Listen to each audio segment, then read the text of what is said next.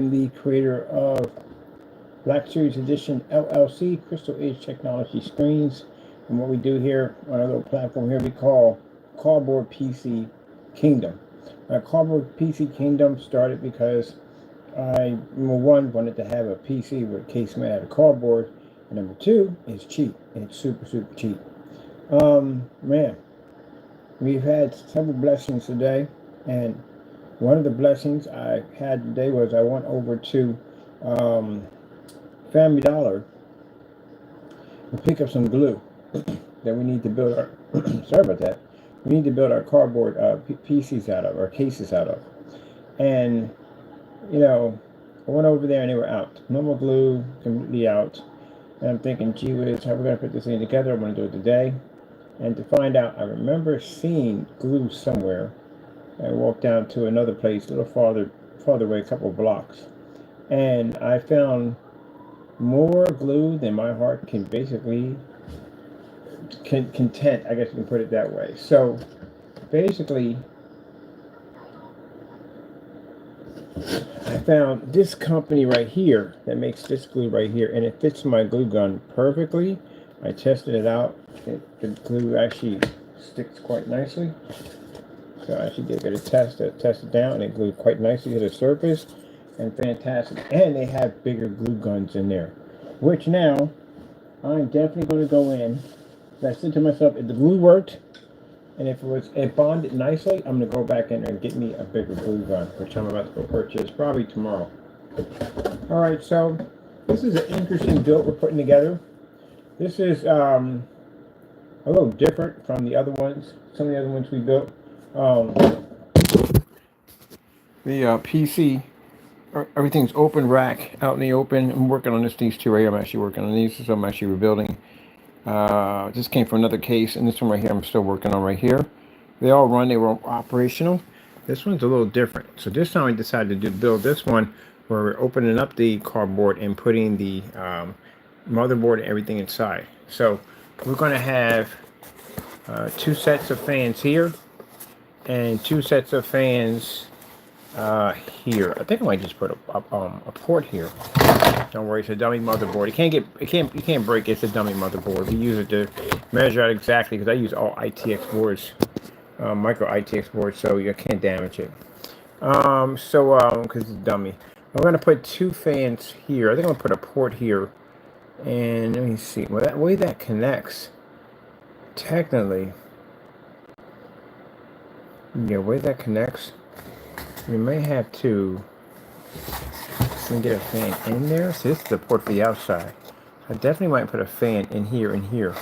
But we're going to have to slice open this so we can get the fans inside. Because you're not going to go the other way around. Unless we can do it that way. But I think I'm going to probably have to slice on either side and do it that way. I think I want fans inside. I want fans inside coming up the back side of the motherboard. That's what I want. So I'm definitely going to have to do that.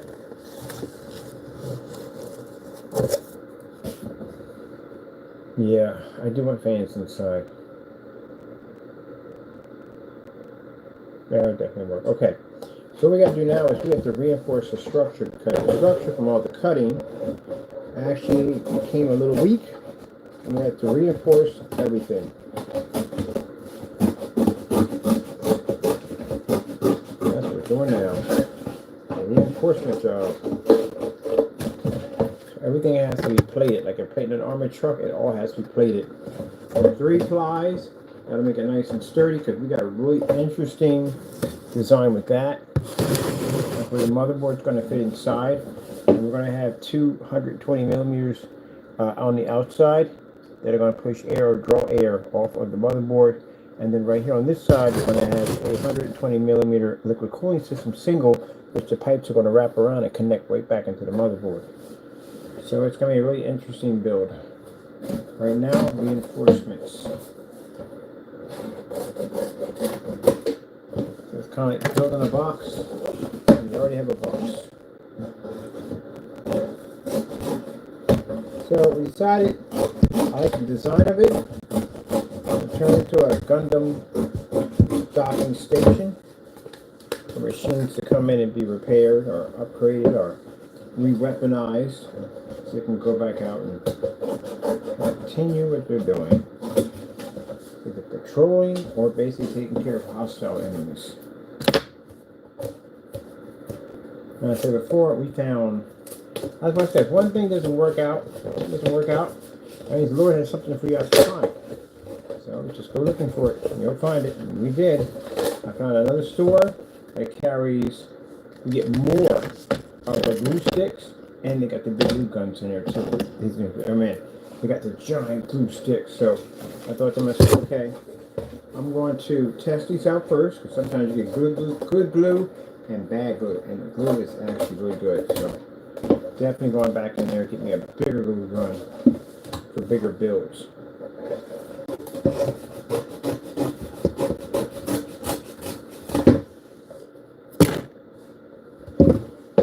For my walk through Japan.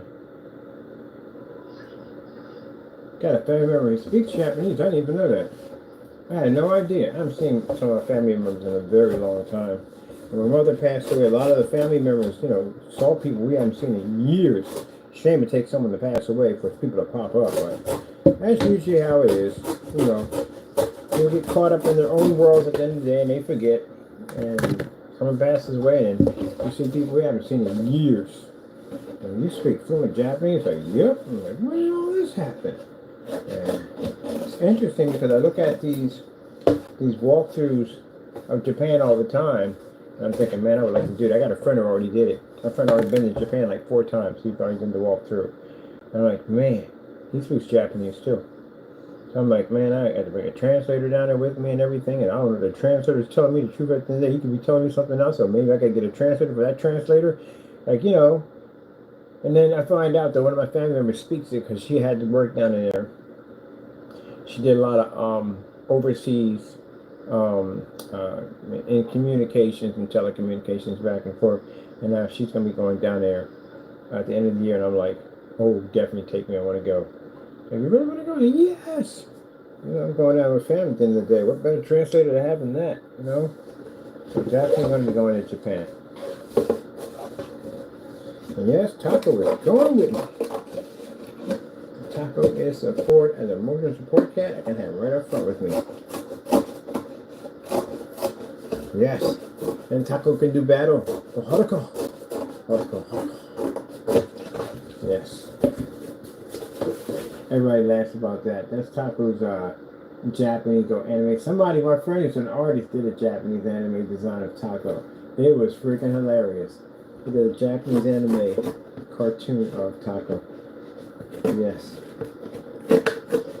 So, Taco is in love with the girl from Two Piece. I bought the rug for in the game room I was designing, and realized I didn't need it. I got the Pac-Man rug instead, and gave it to Taco. I got Taco. I turned the arcade room into his room, and for some reason he just sleeps on her character only. He don't sleep on the rest, only hers. So I started teasing like, oh, that's your girlfriend, Haruko. That's a real name in One Piece, but I call her Haruko.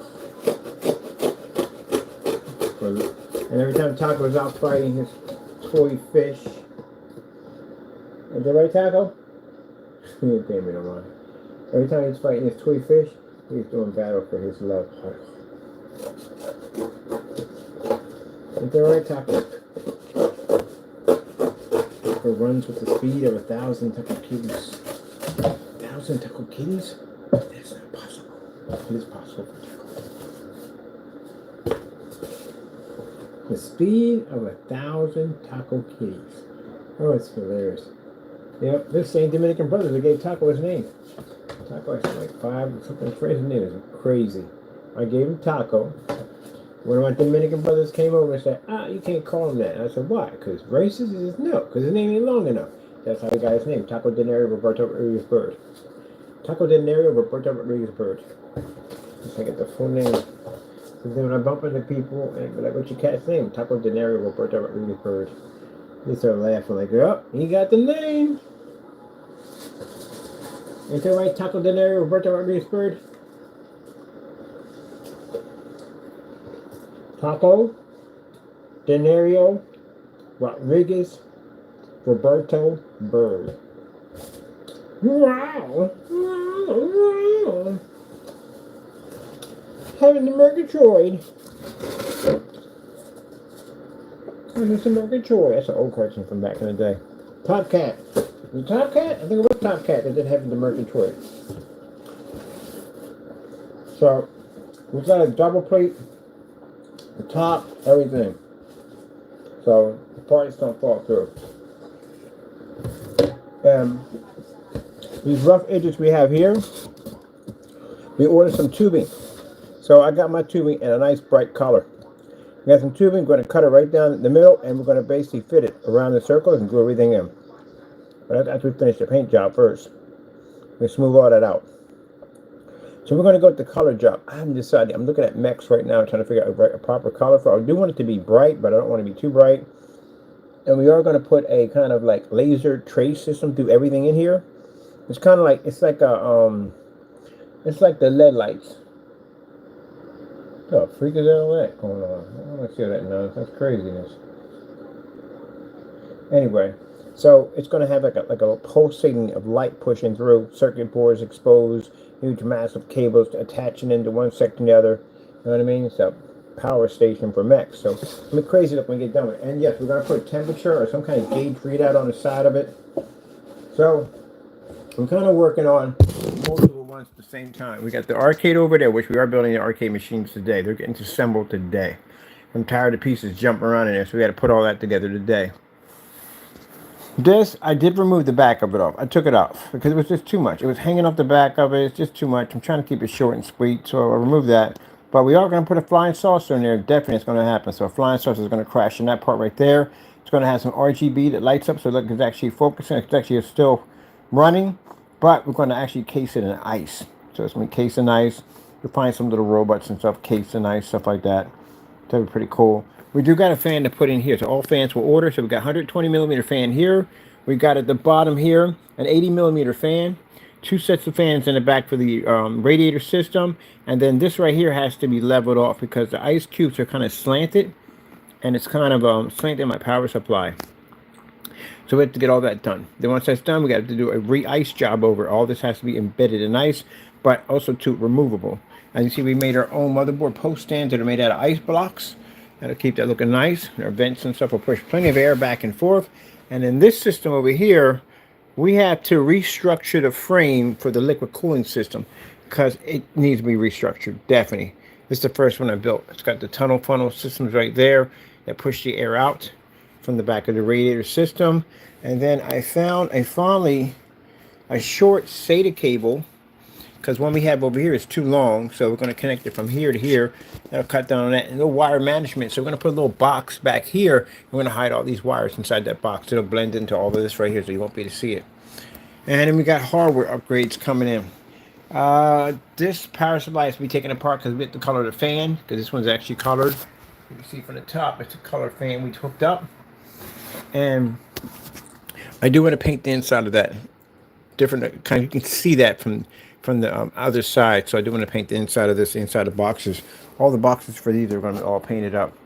And then we still have a laser system to go through this. RGB setups that still have to be done on this, and some blue lighting so all this glows. Because this literally, this whole box system glows. It's all glow in the dark paint. Everything in there glows. So yeah, a lot to do here. So only thing we do for hardware here is 3050s. Super, maybe I'm gonna get the Super 3050s ITs in here, and the processors just have to be changed out to 3770s. That's it. I get them for like 20 bucks used on eBay, so not a lot of money to spend for those. That's basically about it. Got to put a cover unit over that because that looks kind of tacky. And we need a right here. I want to put an LCD temperature gauge control on there. So it's minor stuff. It sounds expensive, but it's very cheap. You'd be surprised. It's super cheap, you know. And as you saw in the gameplay I was doing yesterday, which we had to redo the video because I got a copyright that popped up on there, so I had to delete the video, put another one. It's no biggie. Just do it again. That's all. So I just got the gamer paint coming through pretty soon, but I do want to show some more on that. It was for a customer, and the customer saw the video. He liked it, and he was good with it. So Yeah, he went and placed the order already for the gunmetal. Oh, change in sizes in the gunmetal. So we have the 16 ounces. 16 ounces will be no more. They're being transferred to 24 ounces. Price still stays the same, just more paint. I just feel more comfortable with the 16 ounces does paint more than enough. We did one already, but I don't know. I don't want to do 16. I'd rather do 24. It's more paint. I would like to have more paint. So I kind of like try to walk in somebody else's shoes, how they would want it. So I would want to have more paint. All right, got that part right there.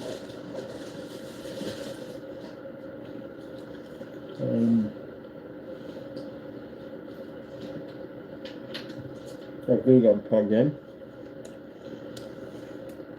Let the finger burning commence. Yeah, I'm kind of used to it, but yeah.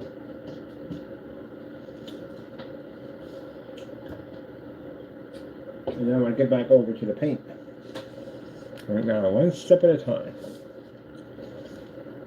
All right.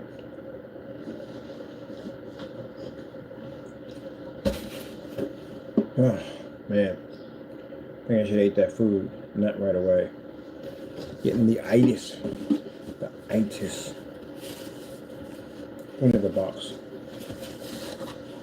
I'm picking out some little mechs. The mechs I want the mini mechs. That's what I want. I want the tiny little mechs, the mini ones. I want to make them more big and bulky and short. I want those. I think this will look cool, my setup. My charging station for my mechs.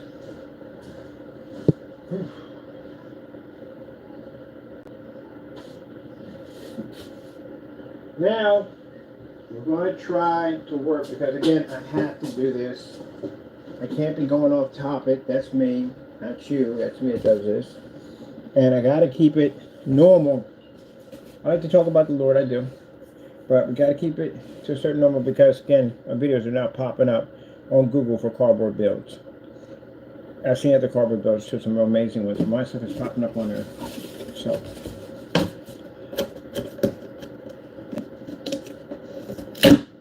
Some cool stuff. Shows what we're going to do. And hopefully this gives other people ideas to also too build with cardboard. I think way outside the box. I was watching cardboard Victorian home dollhouses. Gee whiz Louise. Wow. Whole nother level. Whole nother level, man. Whole nother level. Building with cardboard.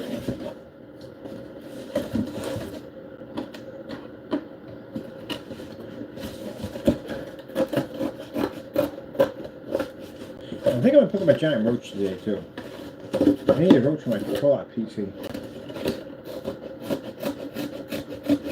So, County Yellow's got giant roaches, so I'm talking to have some fun with it.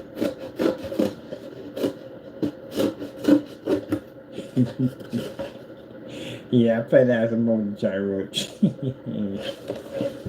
Oh man. It reminds me of the time my brother had a remote control RC car. And we got the idea of buying a wig and putting it on it. And just racing it back and forth across the street. Oh, we had a ball with it. Girls didn't like it too much, but we had a ball. It was hilarious. Now, it's funny because you see it on YouTube of some guy having some rat hidden on the other side of the street, and you walk by and just run past your legs and people just jump. Because you know, first intention, you're going to think it's something going on your pant leg. I'm going to cut them our pieces that we need. This is going to be the first one I build like this, where we're going to have the motherboard inside the box and exposed. I was going to put a peekaboo window, and I thought, no, let's just leave it exposed. So the EL wire trace that we're getting, we're going to have to run like 5 of these things, and each one of them have their own switches, because they all have to run differently. Like how we did the grid for the floor, they have to run like that. I don't want them all in sync. I want all to have a certain delay on how fast they move. Am I doing this right, or am I doing this wrong again? Where's the previous one I've just measured out for this? Man, ready? Avalanche? Avalanche! Alright, this is the one that's wrong. This one that came out too short. This one came out. What are we doing here? Making sure we're not doing this again. Okay, we got it right. Perfect. I thought I was jacking it up again.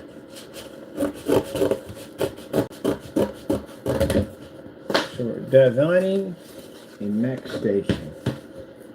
Because you know, have to have one of these stations in between flights. The Macs can get back in. A nice old docking station where soldiers can come and they can drink and get some rest, a little R&R.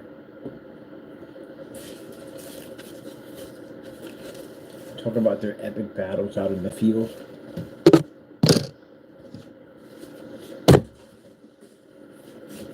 Wow, can you imagine if we ever get to the point we fight with mechs?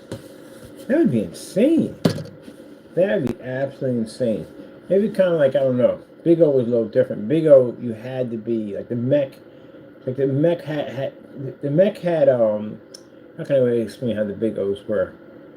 The Big O's were basically, the mechs were subconscious, they were woke. So the mech and the pilot became one. And at times, you know, there were stories about how even when the pilot was in danger, the mech actually operated independently on its own to protect the pilot. But, you know, at that time, something about memory loss. I don't really figure out why they lost all their memories in capitals in Empire City. But I do know for a fact that the mechs could operate sometimes independently on their own subconsciously, which means they were basically woke. They were fully aware.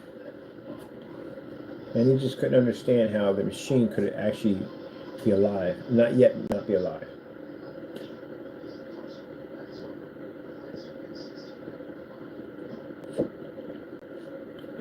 I'll have to get my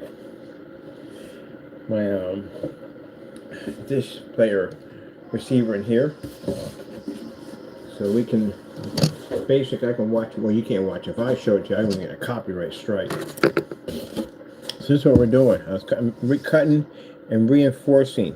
So we have to put plate after plate on top of this to reinforce this, because we don't, it's going to buckle in big time. So we're literally going to have to build the box around the box. So, is my hot glue going to stretch? Nope, that's good extension cord. So we're not going to stretch from A to B. Now I was looking at, I want to do some glow-in-the-dark sculptures that have nothing to do with computers, and build something cool for the desk, like the portal we're putting in.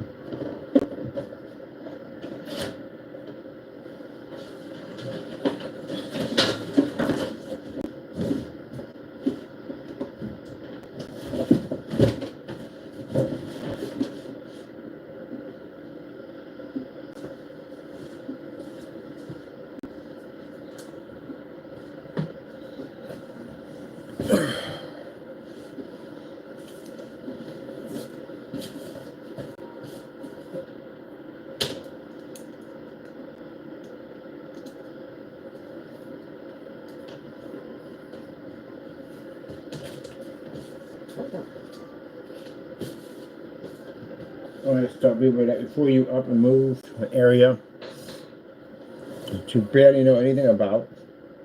It's because you got some family out there. They basically know the terrain all too well because they've lived out there for some time. But you go out there and pack up and go out there. I said, look, take some time, spend a couple of months up there, see what it's all about before you pack up everything. Because Texas is an interesting place. It is. You know, if you're not used to it, you'll find out. You got some serious heat that rolls up there. My sister was telling me that how big it is. It's huge. You know what I mean? Traveling from one end to the next is not easy sometimes, because places can be way over here and way over there. And I thought they lived close to each other up there from one end to the next. I got family out there. Like, oh heck no, they're like on the other side, man.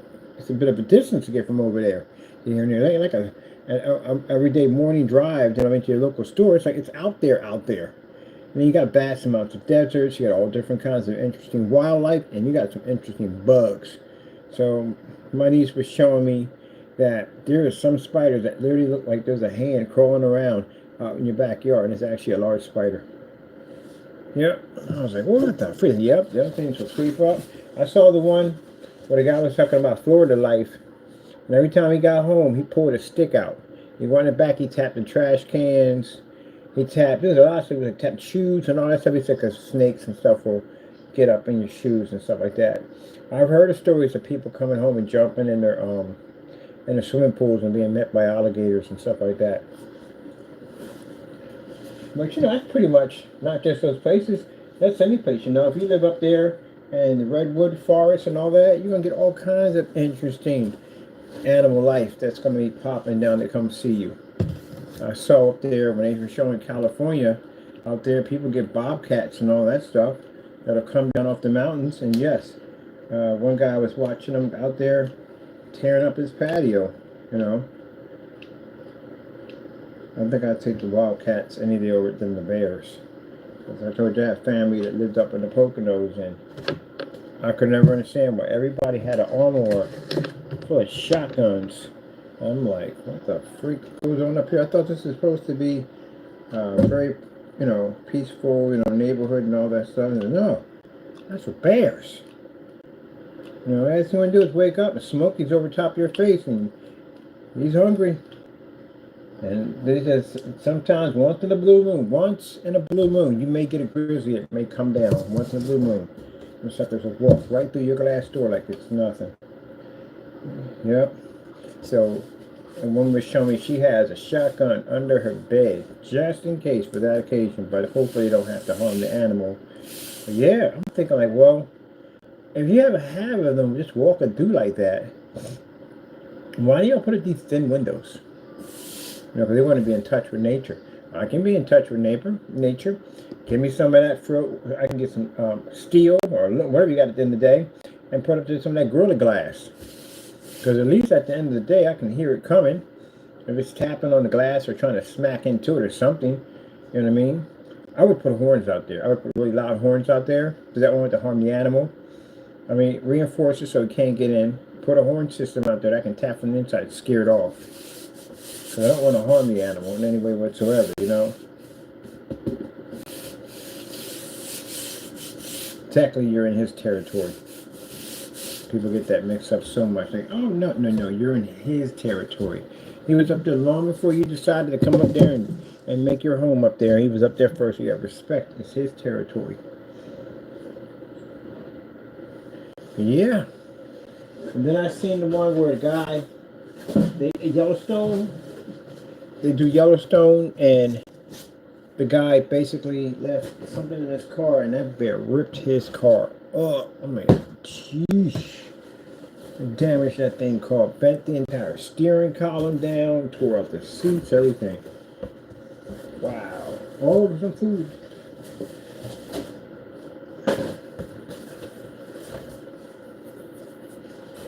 Can't get mad about it.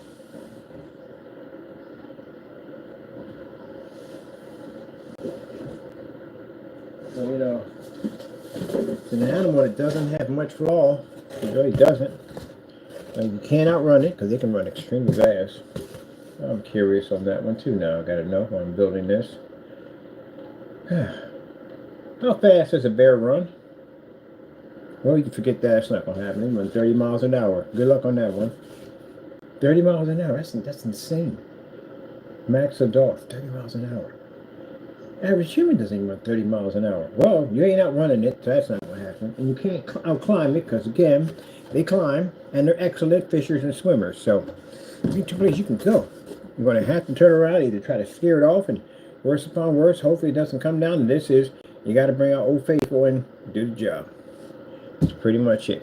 I prefer to try to use a horn or a bear mace at most, but that might tick it off, hopefully. If worse comes to worse, oh man. That would break my heart if I had to do something like that. Such a majestic creature. I was responsible for taking a life, but that would kill me. That would be very painful.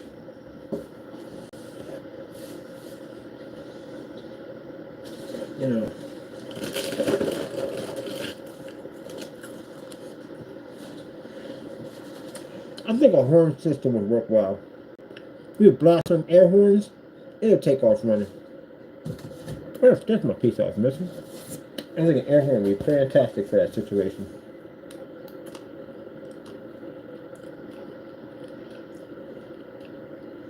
It'd be funny if you're going to blast on like, dun, dun, dun, dun, and the bear come back and come out, remix.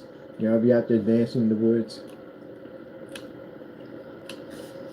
You hear about that party life? I'm a 100% party animal. All day long, brother. All day long. I'd be interested if God gave the animals the ability to talk. That would be hilarious.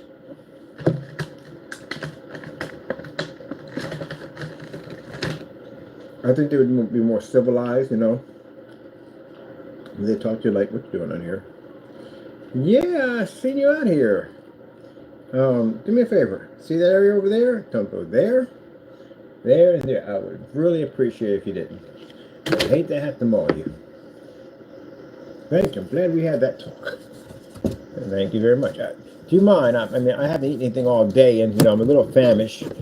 Can I get some of that turkey you have over there? Thank you. I'm just gonna take a small piece, but I'll be on my way. That'd be hilarious if animals could talk. Shark spear in the water. My name is Bruce. Out there swimming. Big old white shark up on top of you like, hello, how you doing? What's your name? They call me Bruce. Oh, this has had a great structure, man. The three ply is coming up nicely. How was the power supply? The power supply is fully exposed. So that holds the power supply right there. That is really nicely enforced. I like that. All right, that's what we're going to be doing. The Lord said we're going to actually go in and we're going to basically, I'll get that song stuck in my head. We're going to rock onto Electric Avenue, and then we take it higher. Oh no! But anyway, I'm having a wonderful day. God is blessing. A wonderful, wonderful day. We're building a new piece. We're building our new cardboard. We got an ultra short though projector for $50. We got another one coming in. Pretty soon I'll have my clients in, which I'm so happy about. And we got a new technology to play around with. Plus technology on top of technology to play around with. We got so much to do. I can't wait. I can't wait. February finally get to be on a different platform, a different area. I can show off the technology, so I'm happy about that. So we're building our piece by piece. Sorry about that. And I got a new camera stand coming in. Finally, thank goodness I got one coming in. Thank you, Jesus. A new one coming in that allowed me to overtop and build stuff from there. All right, we're reinforcing it, getting ready to get the mech station ready because you know we need a place to be the doctor machines.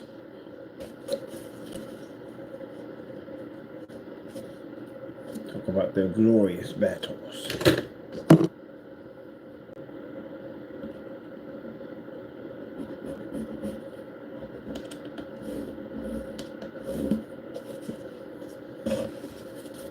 I don't know. If I had a choice, if I could have a mech, what would I make mine look like?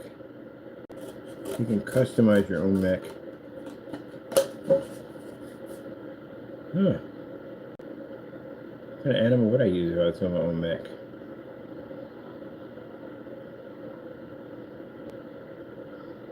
That's interesting. That's a topic I need to bring up. Okay, if you could design your own mech, what animal would you use for your mech? What type of animal would you use?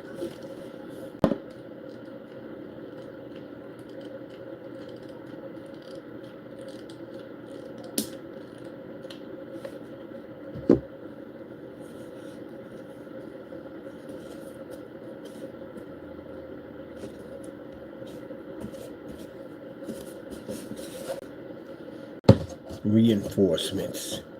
This is one of the things I was thinking about when I was doing the cardboard builds, like wire management. Basically, how to do a wire management setup in here, which is easy to do. You know what I mean? Basically, you can zip ties, not zip ties, but the Velcro ties in an area you can just slide your wires in and put everything over. You wouldn't be the same thing as everything be inside the box. Let's get our side here.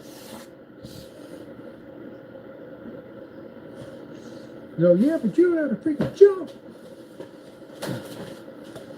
Woman tries to get her doll to jump on the couch, and she's placing her hand. It's a short, small doll, and she's placing her hand down, trying to show the dog where to jump. She cursed, but I'm not gonna say the curse word. And the dog's going, roll, roll, roll, roll. Yeah, well, you don't know how to freaking jump. Hilarious. Trying to teach your dogs how to jump. The short ones had initiative to jump. No, no, I'm not doing it. Really? You don't know how to freaking jump.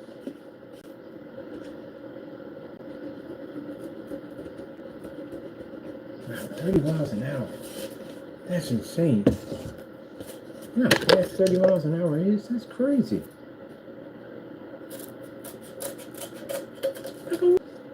Shoot, you late for work? Take off running.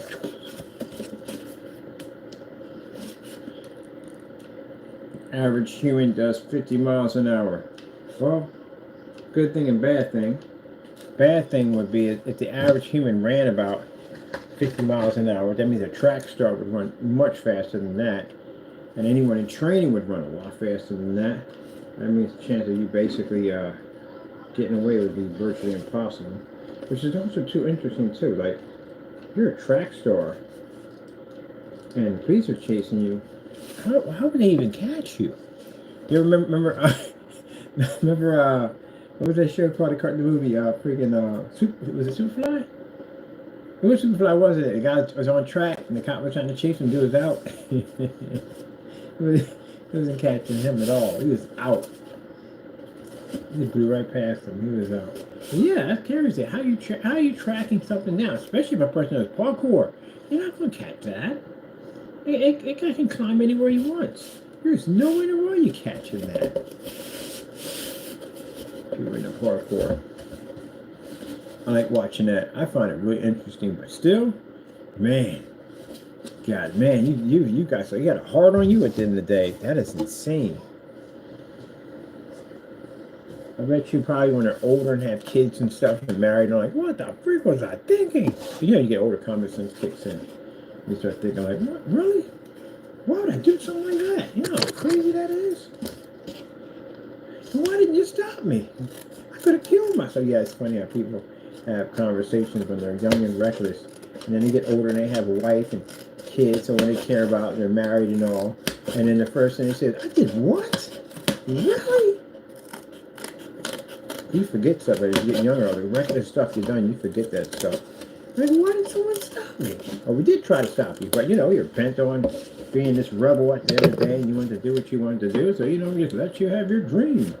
Like, oh, you know, I could have died. Yeah, you could have died, definitely. But you know, I don't condemn people for doing it. No, I mean, basically, well, when you're young, you're gonna do crazy stuff. The whole part about being young. You're gonna be young, you're gonna do crazy stuff. As you get older, you'll regret it later on. You know, stuff you break and all that stuff. You know, some people are lucky and never get anything from it, and some people, well, they'll develop arthritis. Jacked up areas, because, you know, it's the body's telling you, like, you remember all that time, you know, you're jumping around and doing that stuff I told you not to do, you didn't listen to me? Well, here's the back pain for you that I promised to give you. You got it now. Here you go. Yeah, good luck getting up. Ugh. That's your body telling you at the end of the day, it's payback. Time for me to give you some pain. And back pain is no joke. Back pain is no freaking joke. Back pain will shut your whole day down. It'll change your mood. Everything. Back pain is horrible. You know what's for back pain? Yoga. Yoga's fantastic for back pain. Yep. Don't feel embarrassed because you're in there with some little tights on. You don't have to wear tights. Wear sweatpants. With some sweatpants. Get your yoga on.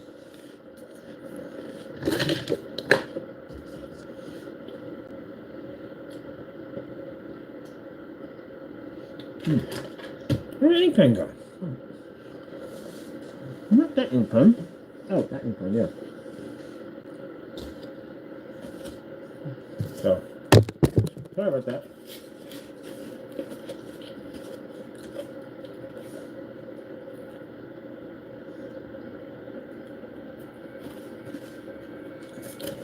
I don't think I'm gonna try that hot food. I got family members that want to try that really serious spicy food. When you got to sign a contract, talking about trying that, I'm like, nope.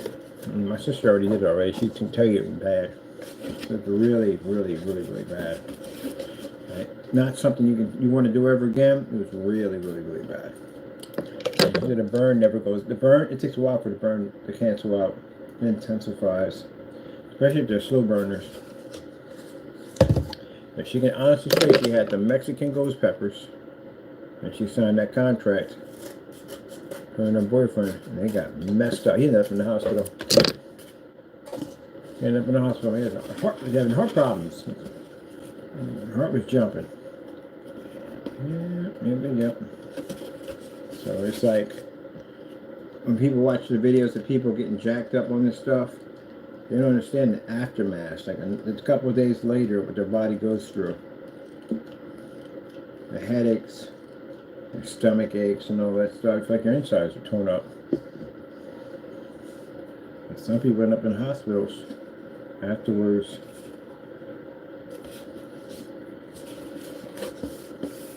Especially when your mind's racing at 100 miles an hour and you can't shut it down because you're on fire. Oh, we got 2 here on the ply. We got 2 here. We got another 2 here on the ply. 1 here. But this case is going to be sturdy as I don't know what, man. It feels like a brick right now. It's super sturdy. Gee whiz, we can throw a power supply on top of this thing. Easy. But anyway, I had to ask about that. I was like curious because I haven't seen family in a while. I'm asking like, hey, who the freak ever tried that freaking oh, you can eat whatever, hot wings and the challenge. And I had 2 people came and said, oh, we did it. I was like, what? Like, how was it? What happened? Like, I see people go through the whole thing of drinking milk and water and all that. And I think some of that stuff is fake. Like, are they faking it? Are they making it to be more than what it is? And no, it's actually real. I said, no. She said, all that. When you see people drinking, spitting water and all that stuff, she said, nope, it's true. It's true. It's no joke. And she said, that ain't the worst of it. It's the aftermath. That's the problem right there. That's when you feel like you're dying. And then that panic kicks in. Because you got in your head, she said you got in your head that the water is going to help you. The juice is going to help you. The ice is going to help you. You tell yourself that when you start this journey.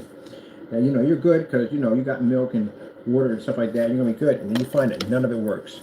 And then that's when the panic and anxieties kick in. Or the heart rate starts speeding up.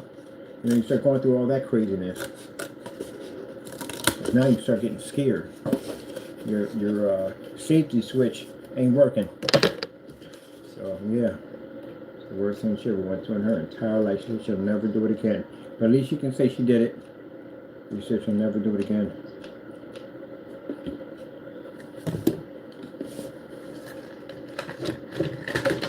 I got the Try channel. I like watching that. They eat some weird, crazy stuff. And I don't know why someone came up with the idea of making an expensive champagne. It was something like 2 million scones. It was up there. It was crazy champagne. And advise you that you can't drink a full glass. You can't. Matter of fact, there's a challenge. You can drink a full glass. Which is interesting. Some of them were able to do it. Some of them did drink the full glass. But one guy, ooh, man, he got lit up. He regretted that decision. So they were this is when COVID hit, because they had the divider in the glass. Oh, I gotta show you this. I gotta show you. There's no way to explain how bad it was. You have to see it. It was really jacked up. I showed several people, they was in there crying. It's not a slow burn. It's a quick, fast reaction. He got messed up. Oh my goodness. Let me see. I'm gonna actually Try channel. I love the Try channel. These guys are hilarious. Try channel, Mexican ghost pepper champagne. Try channel, Mexican ghost pepper champagne.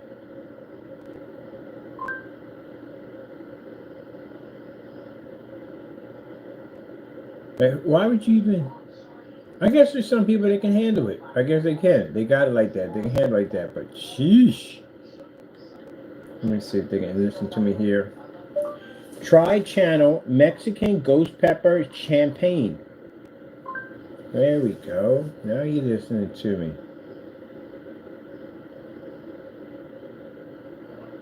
Oh, this is it right here.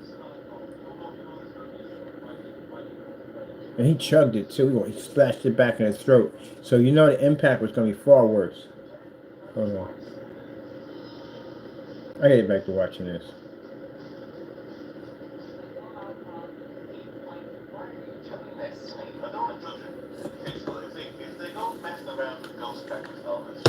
Ghost peppers. Champagne. Worst thing to do to somebody. That's an evil joke to do to somebody. Have a party and serve that stuff. Let me get back to the part where they're drinking this stuff. And it comes closer to it.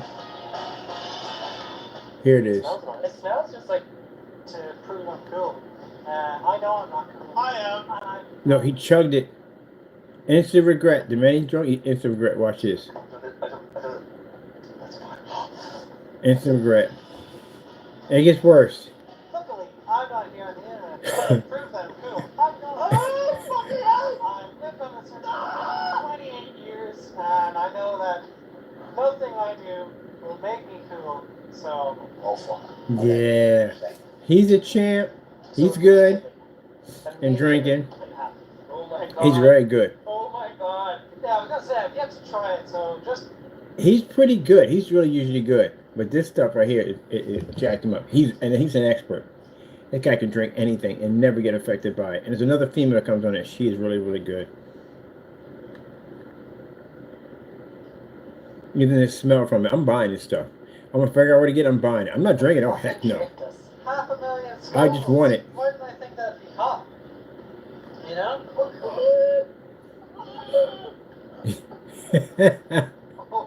It's ready, man. I'm not even joking. It's ready, man. I need milk right now. Even the smell is bad. I feel something weird up there. We'll say to you both that Jenny and that fish said did that. Well, luckily, I'm not here. He shouldn't have chugged it. That's gonna be burned his insides. I am. Oh, instant regret. Yeah, he's good. Black guy's great. I'm not here on the internet to prove that I'm cool. Oh, fucking hell! I'm lived on this earth. I know that nothing I do. Yeah, feel that pain, baby. Feel that pain. Look at it. And regret. Instant regret. Immediately. Oh my god. Oh my god. Yeah, I was gonna say, I've yet to try Drinking it, so water. Drinking water is not working. It's ready, man. It's ready, man. I'm not even joking. It's ready, man. I need milk right now. Sandal's a bit dry. The last one was Sorry about the curse words. and you fucking tricked us. I apologize. Why didn't I think that'd be hot? You know? He's over losing his mind. I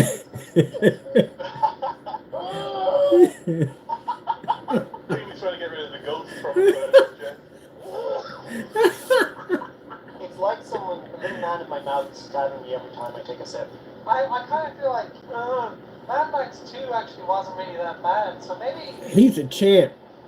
Watch this. Maybe go of it, you know? No! No? Watch this. This video will go... He's another pro right there. He can drink anything too. Don't bother him. Subscribe.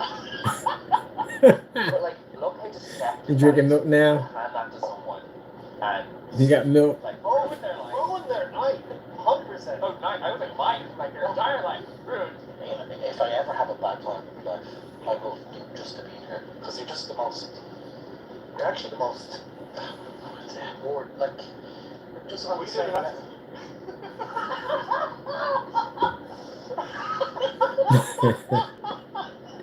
Oh my god. Let me hear that. No, not me hear that. No. That's your thing now. You fucking same person. Sorry about the curse words. Look at it. He drank the whole thing with nothing. He's another one. They can drink anything. It won't faze him. Watch this. That's it. He finished it. He finished it. He's pretty good.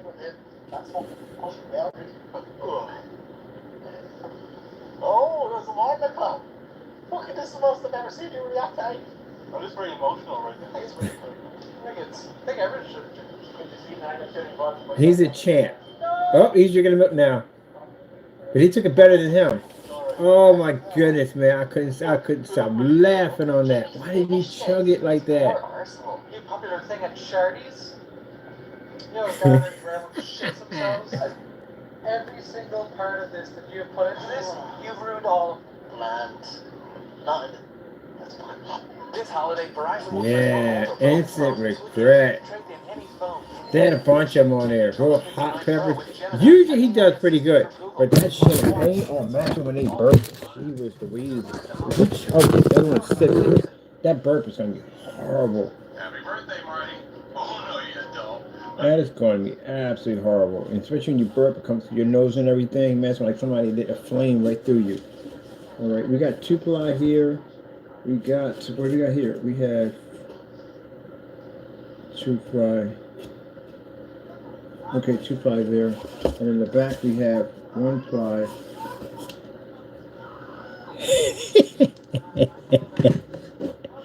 Oh yeah, lit up. Jeez.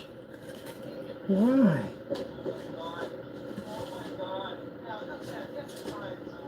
Imagine that. Imagine that.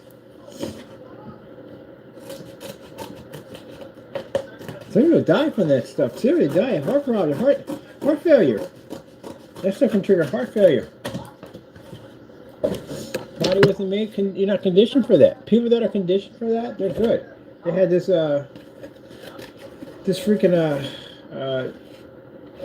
on the news. This girl was from India. She's a newscaster. She's from India. Another guy's not from India, and she was trying to explain to her, like, I mean, this stuff like I was a kid. And he was like, oh, come on, bring it. I got this. He got lit up. And he was like in so much pain. Came back, his face was all red and everything. He was in a lot of pain. Oh yeah, I go to restaurants and I order curry and all that. No, but this is a different type of curry. It's ain't the curry you can get at the store. It's a different type of curry. It's different types of curry. And apparently he found out the hard way. And he's sitting through, his face all red and everything. He was on fire. You know, it's funny, all communication stopped. You're not talking anymore. You're sitting there concentrating on that pain. Man, this glue is freaking amazing. I'm going back up and get the bigger gun now. Man, I like this. I said this is, if it did well, I've had a bad experience with the glue gun. And everything didn't take well, everything fell off. And man, I'm going to go back and get the big one. The big one's got the big ones like this, and they're about really long. They're about a foot long. Man, that's going to be nice and sturdy right there. Because we had to cut so many ports in there. So we can structure, but this, man, I'm going to start building my cases like this. This is much better. Much, much better. Learning something new as I start to build this together, put together.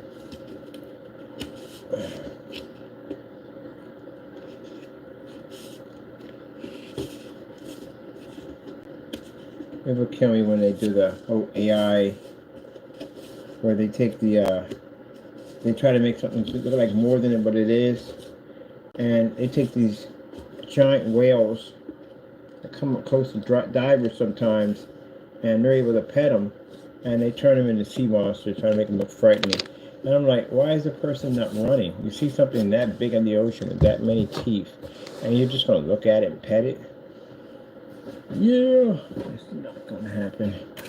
Besides, as I told you before, there is probably sea creatures, big sea creatures in the ocean, but first things first, you know, if you're in the ocean and you don't see any kind of fish life, there's nothing around you whatsoever, there's a good possibility you might want to get out of the water as fast as possible. I mean, there was just fish life before, and then you see nothing at all. Yeah, animals know when a bigger apex predator is coming. It's instinct to get the freak out of the way or get out of there. They're running and they're leaving, you got to go in the same direction they're going. Because I guarantee you, at that particular point, you probably could swim right next to a great white shark and probably get on it and ride it. And it probably wouldn't even think twice about taking you out because it's trying to get out of there as fast as possible.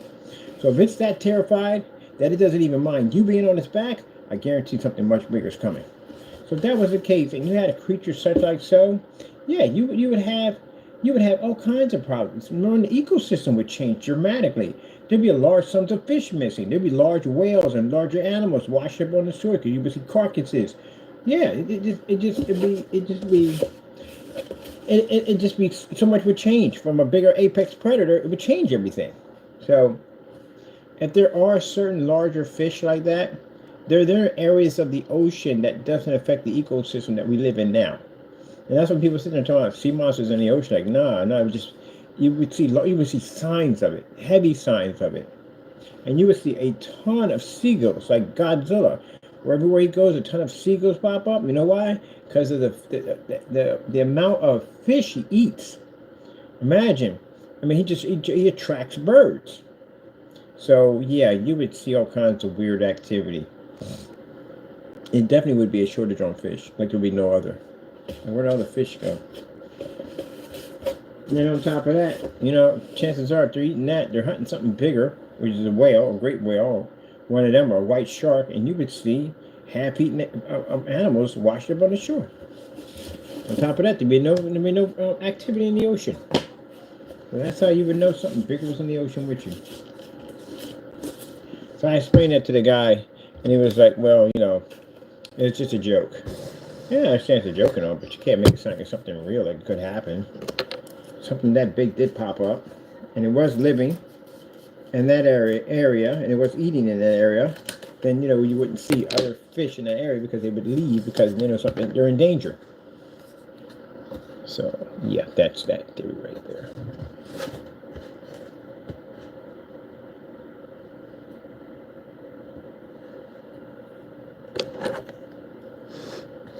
Now you see giant squids. Giant squids pop up from time to time, but they're once in a blue moon to see one of those things. Rare. You would come across the giant squid.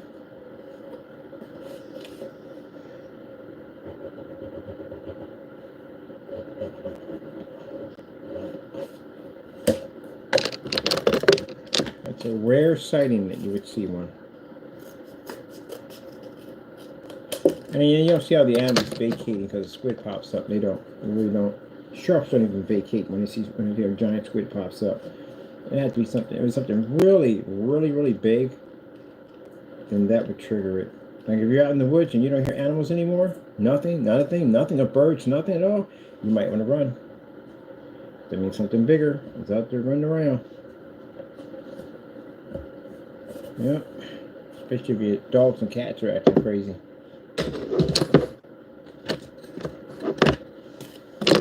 So if you see a bunch of bears in the woods running in a different direction as fast as possible, and it's time to get the freak out of Dodge. I love in movies where you see a bunch of animals running and you're like, where are they going? Literally, instinct didn't kick in yet. Like your instincts didn't kick in and get the freak out of the area. Like, what's going on? We gotta go investigate. All right.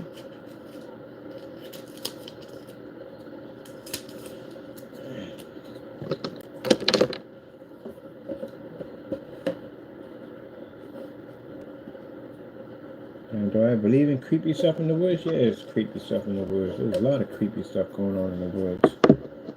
In certain areas of woods you're not supposed to be at. Park ranger tells you that you're not supposed to be in that section, don't be in that section. A lot of unsolved mysteries in that section, don't be in that section. I saw that one of the guys found a bell. You find a bell in the middle of the woods. Just out there, just a bell. And you decide to ring it. You don't know what the heck you called.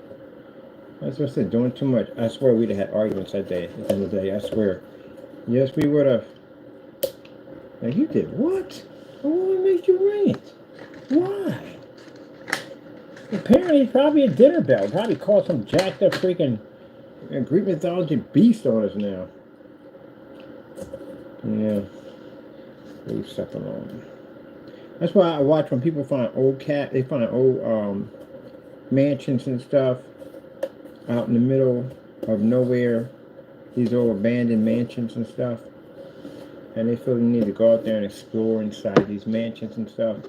You really gotta stop doing that kind of stuff, really. That's extremely, extremely dangerous. And here's the problem. At the end of the day, people think they live in this world all by themselves, and you don't live in this world all by yourself. You really honestly don't. There are certain places you never are supposed to be at and shouldn't go. If your instinct and your body's telling you not to go in that old house down the street, don't go in that old house down the street. Because you don't never know what went on in that house before you got there, and what's still in there waiting for you when you get there. And people sit there and say, well, it's no such thing as ghosts. No, no such thing as ghosts. That is true. But there's also such thing as demon-possessed creatures at the end of the day that can possess your soul and your body. That they do have. They speak of that in the Bible. So, yeah. Don't be going in creepy houses because you never know. My mom used to always say, anytime you buy any luggage, something old or used, pray over it because you never know what was in it. The world is a very old place. Yeah, and there are things that went on in this world that you will never ever know about at all. Things that are not written in history books. Things that happen on your property you will never know about, but it happened. Imagine a house you buy, and it used to be an Indian burial ground, or even worse, it was a place they did satanic cults and stuff like that. You never know, but that's why I do background checks on everything. Okay, I don't play around with that. Background checks on everything. I don't even believe the real estate agent at one point. Like, no, I gotta check this place out real quick. I'm gonna check this land, see who was on here first. You never know what the heck went on in that place. Wait, there was a murder in here? When did that happen? Oh, no. You wouldn't move in a place. Some people would. Actually, there are people that moved into the Amityville Horror. They moved to that house. That's a real house, by the way. You know that. It's an actual real house. And they lived in that house. They didn't live long in there. No, they didn't. But they were in there. Whew, man. That's why I pray over every place that I go into. I pray over that place. Put it in God's hands. Pray over it. Oh, we can make our spiral thing. I forgot about that. We can do our shapey box. I'm building, practicing on boxes with shape. So if you don't know, we're building the structure all the way around it. Let me put it this way.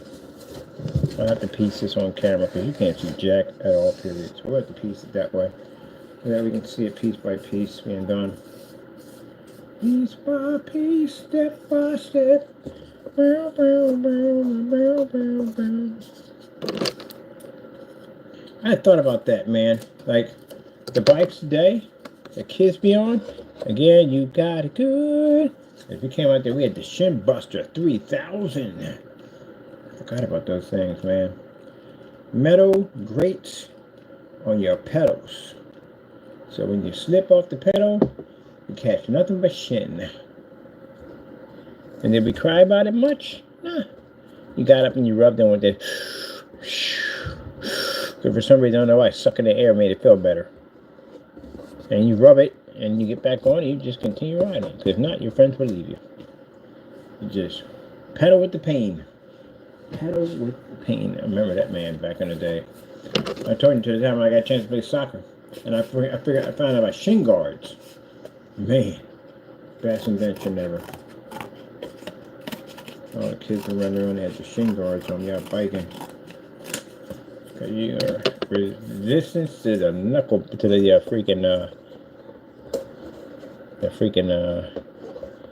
getting your shin busted up, especially if you got them cut. Oh man, it's the worst.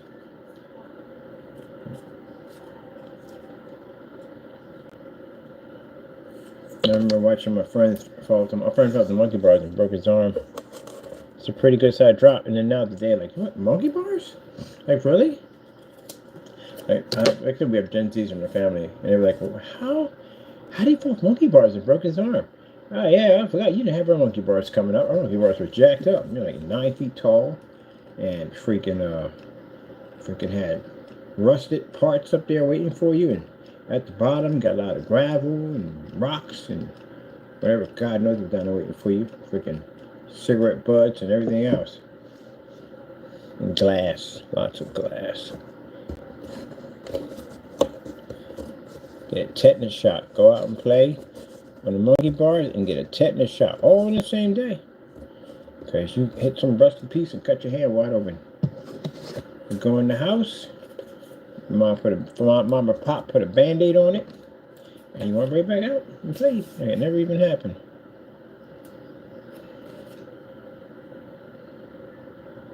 I had to leave it with a gap. So I'm gonna do the whole. I gotta reinforce this because again that box screws in there, and this has to be reinforced.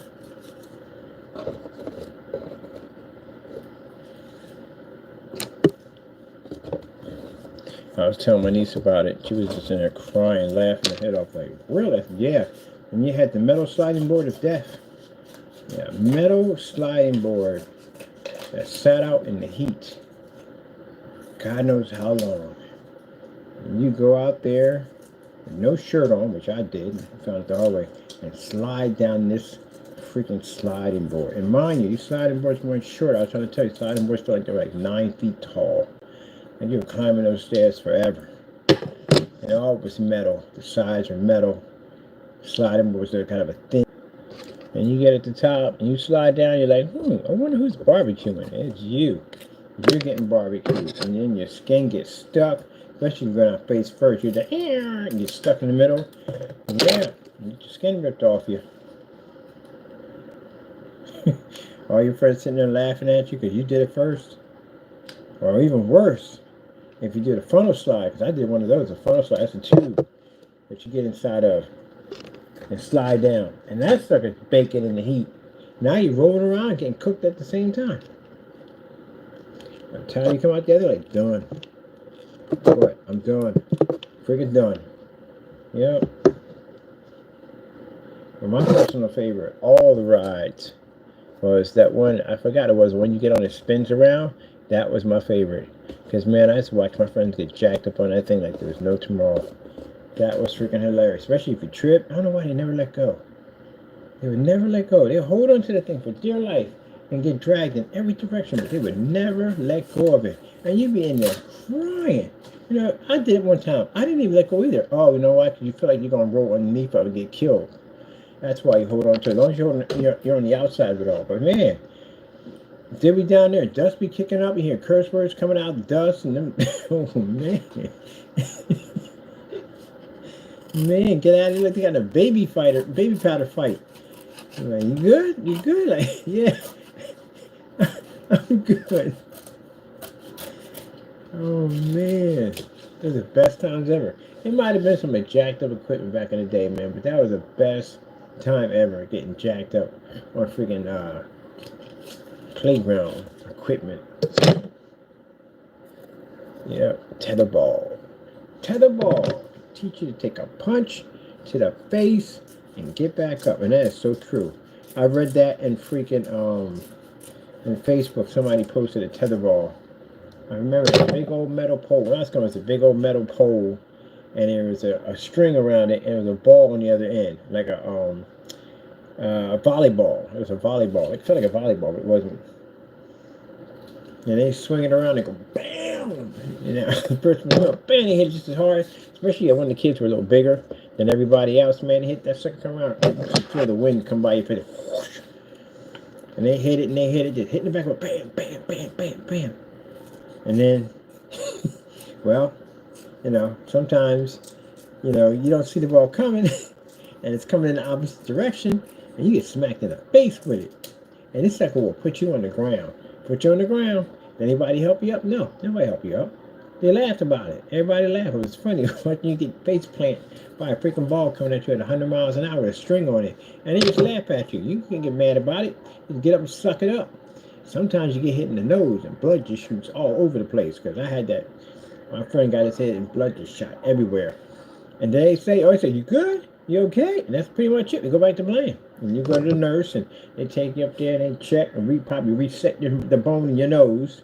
And then they stuff that toilet paper up, you know, come outside and finish playing. That was it.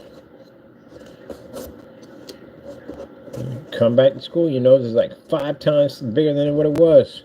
Because it's freaking swollen. And you come in, the parents didn't get upset over that. So what happened? I thought you got in a fight. Like, no, I was doing tetherball and the ball smacked me in my face. And good, yeah, they reset the bone and everything. So I'm good, and that was it. That's why, you know, people understand that kids were made, they were tougher back then. They were way tougher. Way tougher. Now, you do tetherball today, and one of y'all gets smacked in the face with that sucker. Y'all have to go to the hospital and all this mess and blah, blah, blah, and had to take x-rays and CAT scans and all this stuff, and you know, they're just too much. We never went through any of that stuff. I remember I saw something on Facebook. It showed a kid with his feet sticking out the bushes talking about, yeah. And back in the day, you get a concussion, you sleep it off, and when you wake up, go home. You know, he was built tougher. He was built way tougher. She's like, well, you mean, no, I'm just saying, we just built tougher. We just built much tougher than y'all. I just can't get over how y'all playgrounds are nice. I mean, everything's all plastic and smooth, and when I was coming up, it was jagged metal, and sometimes it was rust, and hey, and I'm getting tetanus shots from jumping on the monkey bars. Everybody tried to loop the swing. I've never had the opportunity of looping the swing ever. I tried, but I never had the opportunity. Kids have looped the swing, but I've never looped the swing before. That was the ultimate playground trick, the loop a swing. I've never did one before.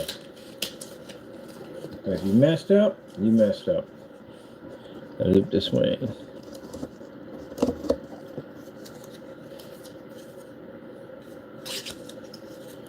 Yeah, those are the good old days.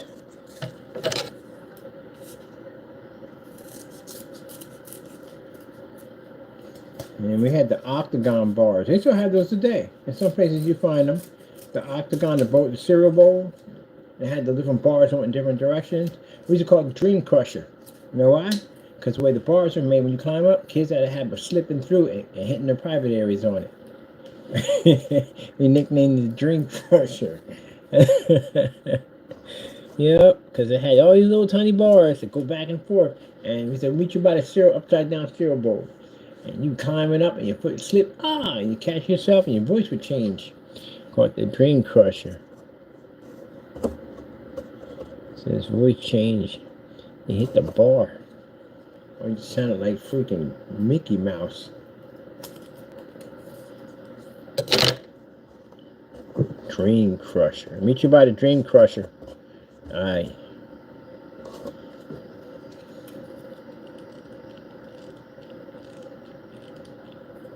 Yeah, we're just different. Everything is different. I guess today it's more. Everything's a little bit more safe now for kids, but yeah, we're coming up. Our world was a little bit different. Like the Halloween mask, you never forget that. I was laughing about that so hard. My sister was talking about it. I said, yeah, that freaking costume freaking got a rubber band, cuts into your ear, and you got the freaking glasses. Not the glasses, but the mask that had poor peripheral vision, man. It had such poor peripheral. You can barely see those things.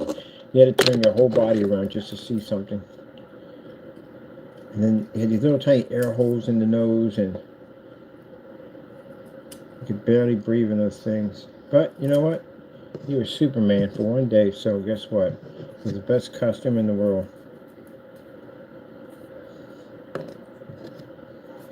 And walk out looking like a champ, come back looking like somebody threw you through a wood chipper because the costumes were so cheap and so thin it would just tear. Anything would cause them to tear.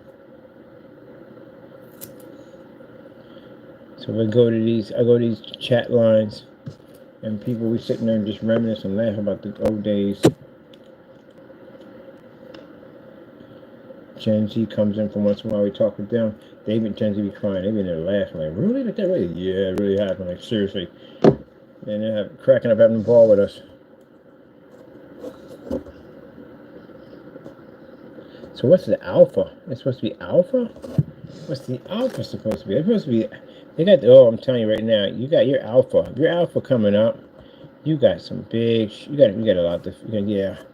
You're gonna have to show you're better than Gen X. And alpha means number one. Gen X has already been through it all.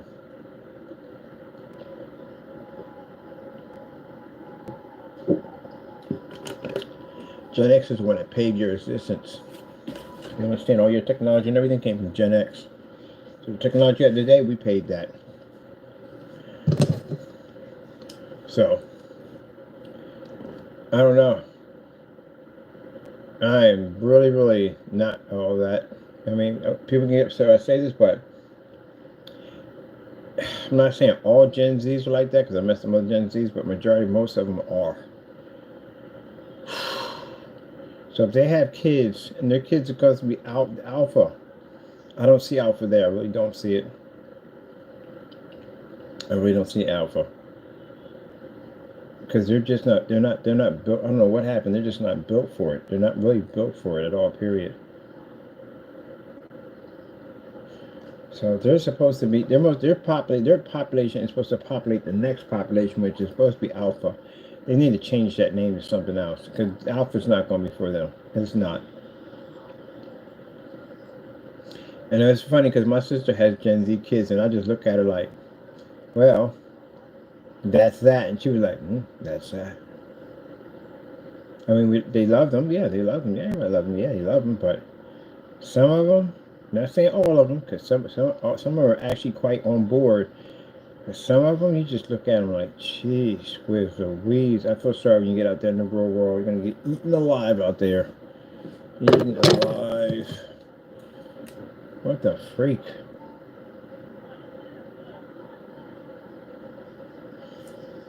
Whew. They've got their own open theory on how they feel that the world actually works. Good luck on that one. The world's been the same way since day one. It's funny because, when you're young, you think you can change it, but then as you get older, you realize it's the same song that's been playing, just different record player. That's all. It's the same song. It all plays the same way. Just once in a while, the record player plays on changes just ever so slightly, but it's still the same song.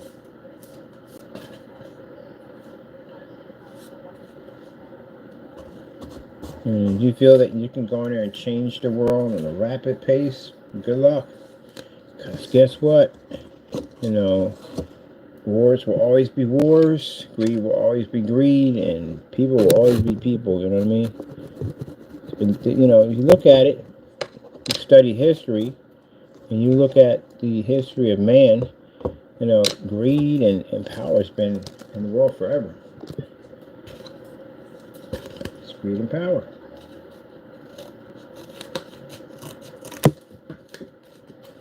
What you can do is try to roll with it and make it better, but you ain't changing it completely. That's not going to happen. On top of that, you have to remember, you got to stop the devil. And the only way to stop him is God. So you have to good luck on that one. So the only thing you can do is basically at the end of the day, pray and put it in God's hands and do your best, but you're not going to change it. Only God can change that. The battle of Armageddon, when the devil gets his, that's when it changes. I mean, he is no more. But,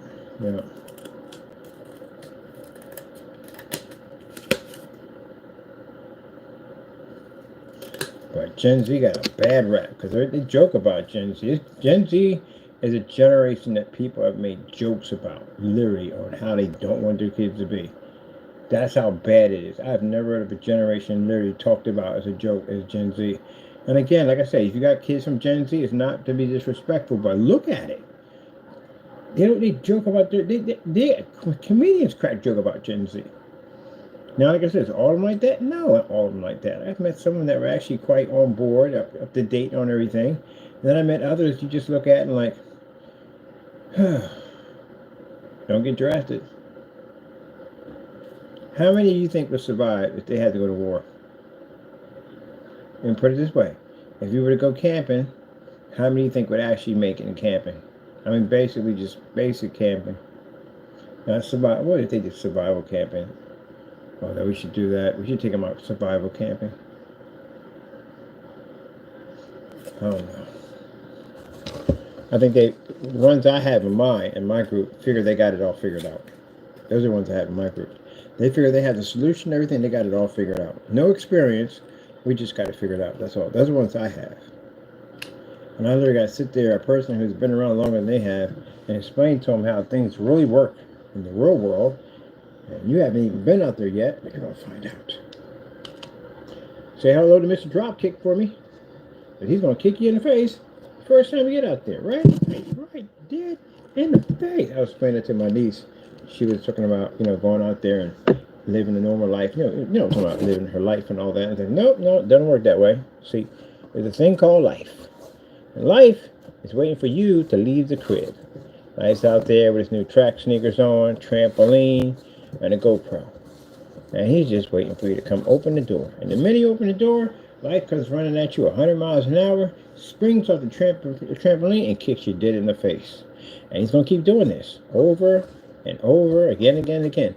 And as you get older, you realize that you start figuring life out. Next you know, you turn to the side and life will pass.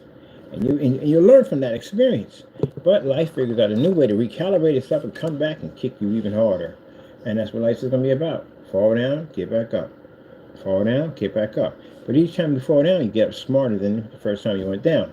And you learn a little more. Pretty interesting theory on explaining life. Yeah. People that are rich don't have to worry about that, and then they do have to worry about that because they got 1 million people in the world that are going to stab them in the back because they want what they have. They will never have true friends. They'll be lucky to have a true friend, a real 100% true friend that won't want them for their money. They have the worst. People think, oh, because they're rich. No, no, no, no, no. They got every form of con artist, backstabber, everything you could possibly think on the face of the planet, staring them in the face to get what they have. And for them to find a good friend, yeah, that's the hardest thing in the world. Is to have true friends, not a bunch of yes people at the end of the day. Heck, you can't even trust the maids that you have inside your home because them suckers will mess around and write a tell-all book on your life and get paid off of you. Can't tell them anything in confidence at all whatsoever. You know what I mean? When I want to talk to somebody, you can't talk to them. You can't talk to your psychiatrist. Your psychiatrist will write a book on you. And you're famous, you don't get none of that. None of that at all, period. Because everybody's looking to make a buck off of you. That's what it comes down to. And then you become bitter, you become hostile, you become sheltered to yourself, you won't talk to anybody, you won't speak to anybody. There you go. Some people think, oh, because they live that luxury life. No, they live a life that's luxury, yes, but it comes with a price. Everything comes with a price. And the price they have to pay at the end of the day, that they will never know what it's like to have true friendship. Because everybody's out to take something from them. And that's how they get to that point. That's why they become that way.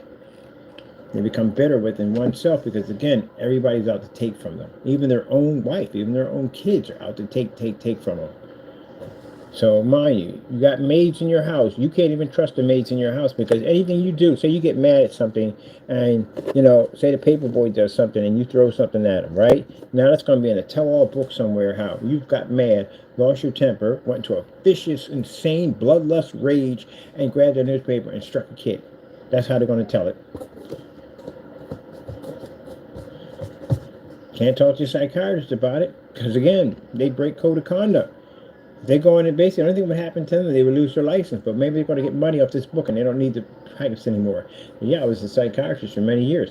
I was his bodyguard for many years. I was this, that, and that. I know things about him that y'all don't know at the end of the day. Wrote a book on you. Because at the end of the day, you're human. Now, the ones that do weird and wild stuff, you got what you got coming to you. But the other people that are just human, just being human, and they ridicule for that, for being human. So, yeah. That's why a lot of them just get a lot of land and they just disappear out there. I don't blame them.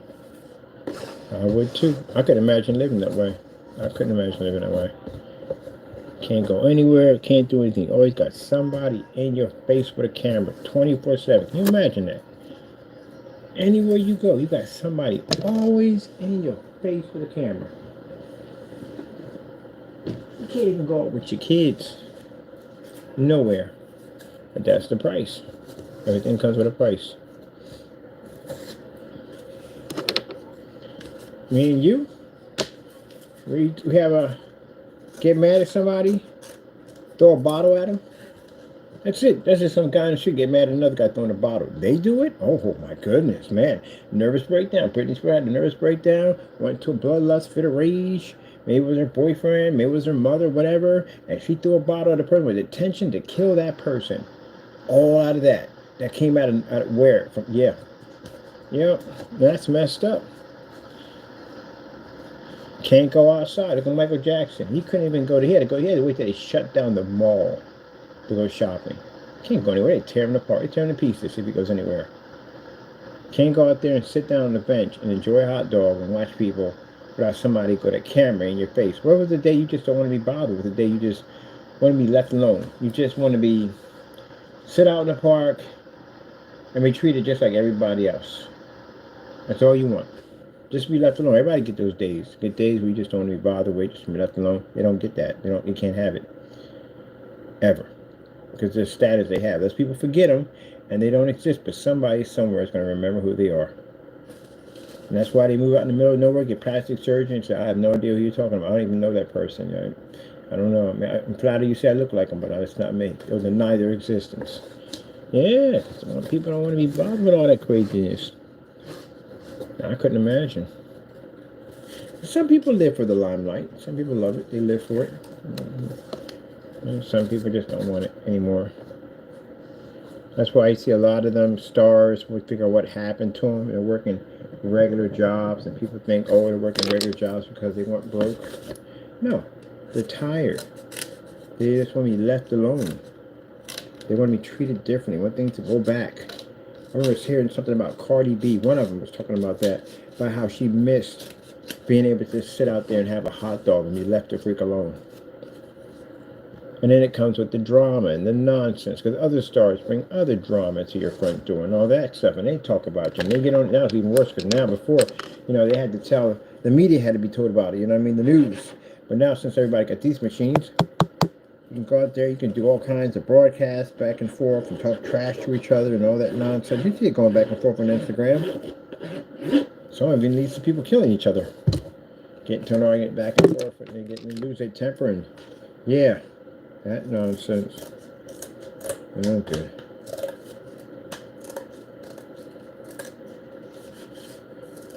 If I bumped into a Hollywood star and they said, hey, you want any friends? Like, oh, heck no. Don't even bring me in your circle. Don't want to be anywhere near your circle. I like my peace of mind, and nobody knows who I am. I like that part about it.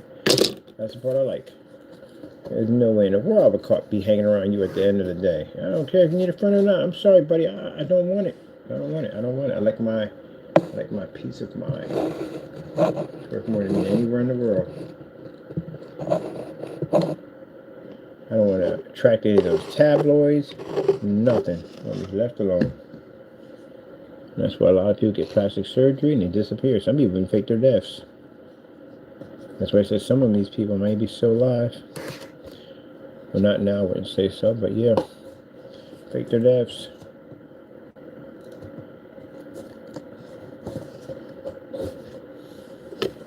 And then you realize you get to the paranoid part where you figure that everybody's out to get you, and this is when it gets really bad. And that nonsense kicks in, that everybody's out to get you. That's where it gets really bad. Then you think your producer's out to get you. You think the accountants are out to get you. You think the help is out to get you. And then you go on social media, and you're losing your mind at the end of the day, and you're just trying to get it together, and you just want somebody to say that everything's going to be okay, but then you get the trolls on social media, and they tear you down even worse. Or look at Britney, she's losing her mind. Or Britney's out there playing with knives, and Britney this, and Britney that, and so and so and so. And they read all that stuff.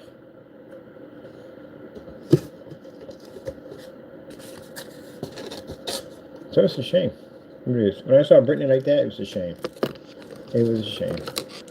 People just laughed and joked about it, thought it was funny. It's a shame. It's kind of like somebody sticking you in a glass bottle and closing the lid, and you scream and scream and scream, and can't nobody hear you, nobody can help you. That's how some of them feel. And then you wonder why they take their lives. And anybody want to feel sorry about it, then, oh, I'm sorry, I wish I could have been there. But yeah, a lot of just people, y'all could have been there to help them out, but y'all chose to basically just keep ciphering money out of them. Does that sound like it's worth it? No, it's not worth it. It's a shame. And I got plenty of friends of mine. They're not famous, but they're very, very rich. Extremely rich. And I don't care a darn about their freaking money, and nor do I ever want it. I'm happy for their success, and that's it. They couldn't buy me a cheeseburger if they wanted to, because I don't want it. You don't have nothing to give to me but your friendship. That's all that matters. A couple of friends that are extremely rich people, and I don't, even if they offered, I don't want it. I'll do it myself. I got it to do it myself.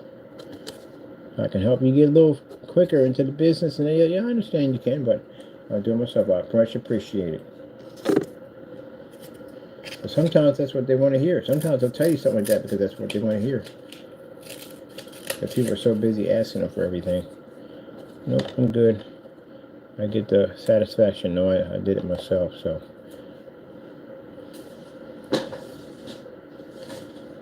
Because they need to know at the end of the day that nobody cares about your money, they care about you. They need that.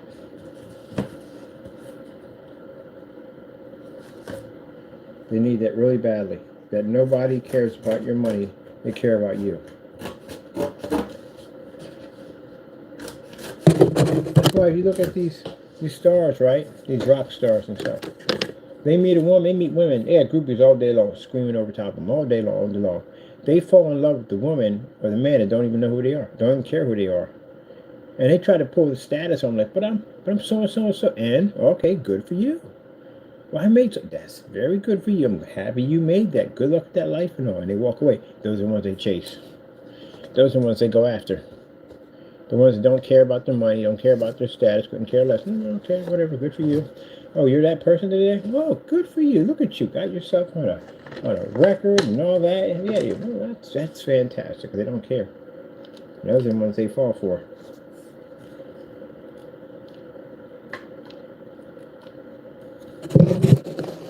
Those are the ones that they chase, and the ones they have to end up working really hard to get those people at the end of the day because they don't care about their status. There's nothing you have right now that I don't even care about.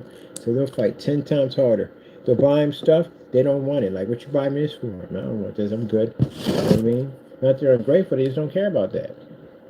I want to know who you are. You want to get to know me? Who are you at the end? Who you really are? Not this fake status. Tell me who you are. Those are the ones they marry. Because those are the ones that'll tell them right from the door, did you think that song was good? No, that song sucked. Please do it again. Please. Thank you so much. I appreciate it. Yeah, they're the ones that'll tell it just like it is. Yeah, that song sucked.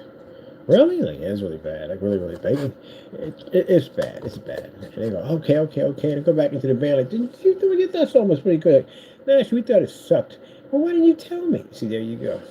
That tick you off even worse, because now you don't know what to expect from people at the end of the day. The yes man is not good. We're doing our reinforcement for the Gundam platform. I'm getting ready to hook everything up. Where's my freaking electrical right here? Here we go. So it's nice and sturdy in there. So it doesn't go anywhere. That's what we're building. We're building a reinforced foundation for it. Mini Gundams are going to be in there pretty soon. Our mini Gundams will be in there ready for battle. So I had to reinforce that because I didn't want that to rip her tail when we put the box in there. Which is going to be glued in. But still, I want this to be nice and sturdy. So we're still working on all that. Getting that cut in there piece by piece.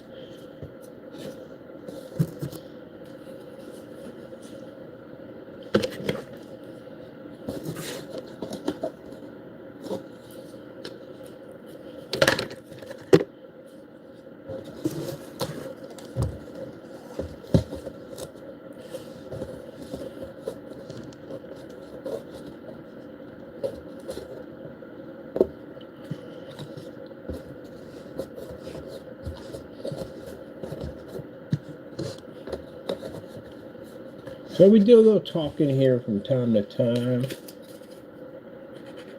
We do talking here from time to time. I like to talk about everything about this, that, and the other as we build. And put it all together. I got a bunch of them to build when we get ready. I got this giant screen to put in, which I can't wait because I want to do some gaming. I still haven't done the underwater game yet. So yeah, get that done. I can game on that. Oops, gotta fit in there quite nicely. I gotta go to that, I gotta walk through that, I'm gonna record when no one's in there and walk through that post office. I swear, it's like walking through freaking Bioshock in there. It really is. It is just like they got everything. It's just from the era. It's like they They didn't change anything in there.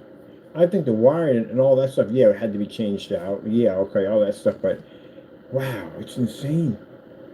It's absolutely insane. So I'm gonna walk from one end, try to get them early in the morning, because it's crowded around Christmas time, and walk from one end out the other.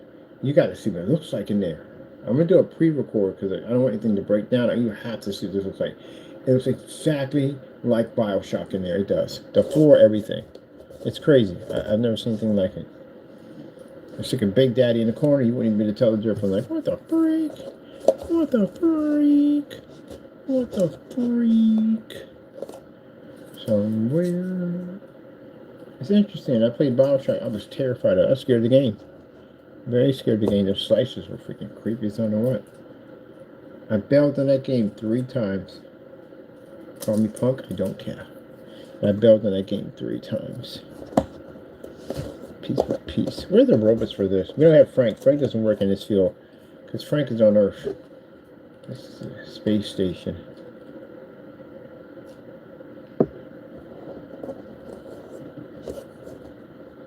I wonder, is there bacteria on other planets? Let me see. Is there bacteria on other planets?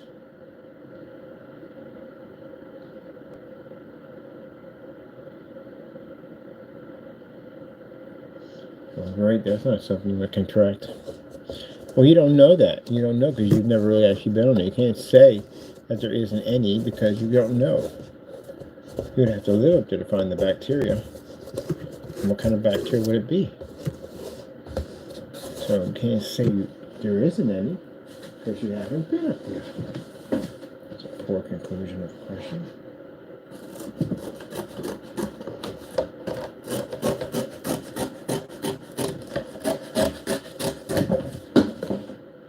I learned to stay off things you're not supposed to be on. And I think that we have, I told you my theory on that. Traveling to other planets? No. Now, I'm a big guy about science and space and all that cool stuff. I like that kind of stuff. But reality, do I think we have the ability to go to other planets? No. Because we're not supposed to leave the Earth. We can leave the Earth. We're not supposed to leave the Earth and go to other planets. And I still love going to my site and I talk to people about how some people believe aliens exist and some people believe they don't exist. I don't know. I think that they did exist. How come we haven't seen anything? Nothing's come down to our planet. Nothing, not a thing. Should have thought something by now. I'm on another planet, another planet. I'm on another chat talking about life under the ocean. Now that's what I like because that's actually more realistic for me. So, is it possible that we can live under the ocean? And again, how come we haven't tried it? Come on, we're worried about what's going on out of space. We got a whole freaking ocean down there to explore. A whole ocean down there to explore. How come we have not been in the ocean yet? How come we haven't built any of the ocean yet? What is going on with all that?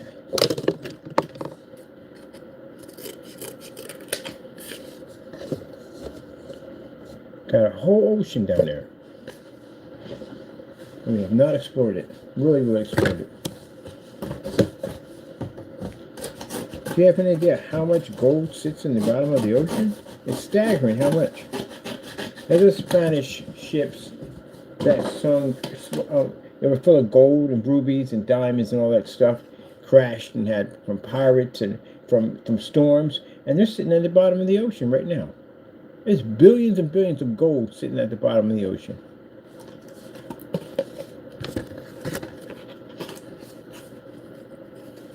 Undiscovered.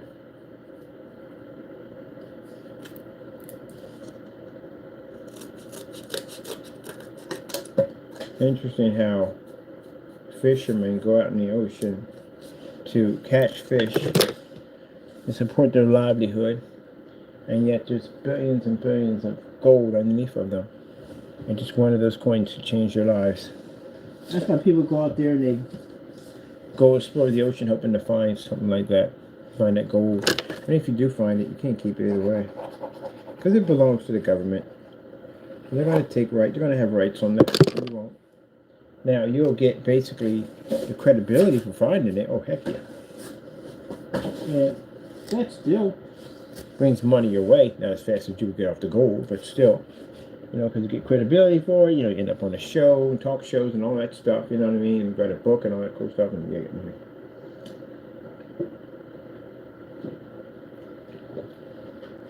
And because you found it, you get finder's rights, which means they have to put you up there as being the founder of finding what you found.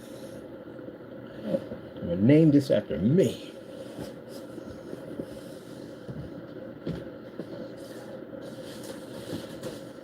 Alright, let me see what we're doing here. I'm trying to find the pen. I keep losing this thing. I've literally lost this pen twice. Baiting me or what? Somewhere gonna see, somewhere waiting for me. Oh, here it is right here. Trying to evade me, eh?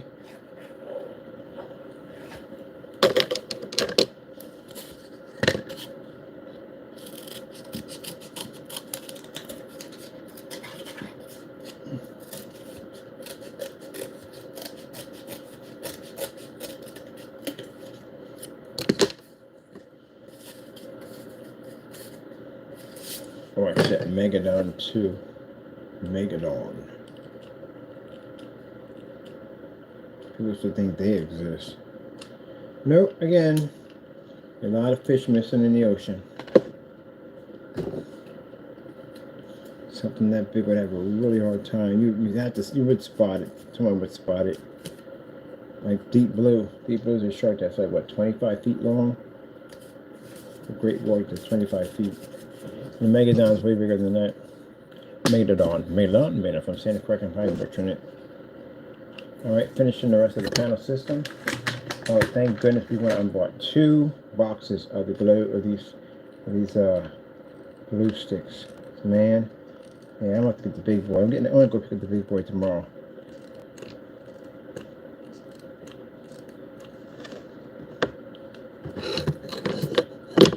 We have to double apply it all. Make sure this is even. There we go. So we have to put this whole thing up. We have to reinforce.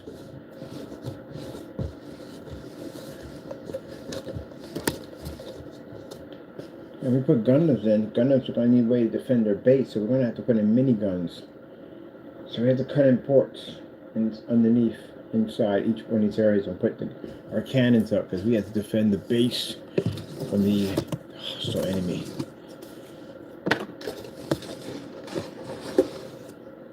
So to bring in turrets, we need turrets. We definitely need them.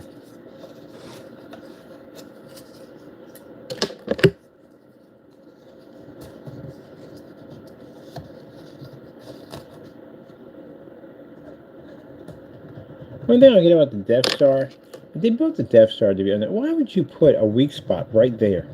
Of all places, why would you even have a weak spot on it? Why? It's like they joke about that so much. That the contractors who came and said, nah, you know, no one's going to notice. Just cover it up. Who's going to figure out there's a weak spot right there? That's like Knight Rider. Knight Rider was fighting Goliathan, the truck that was coded in the same kind of technology he was.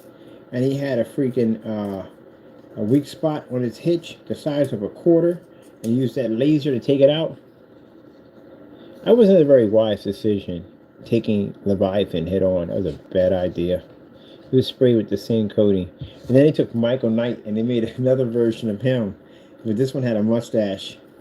Mike didn't have the mustache. It was a different version of him.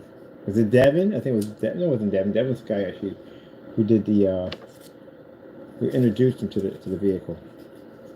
And he was supposed to be dead because he died. They said he died, but he didn't die. He's actually alive. The man and his machine. It was cool. Now you watch it now, you're like, what the freak? And they made the new version of it, which sucked, which I left alone. The new version was horrible. screaming to his phone, "Hey, kid, give him all you got."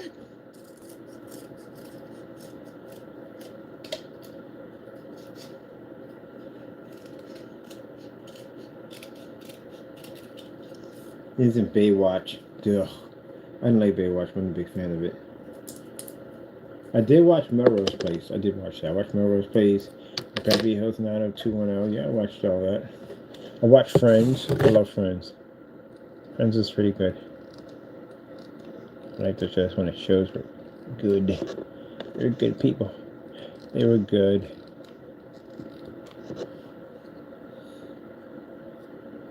Now you got a lot of reality shows. Pretty much.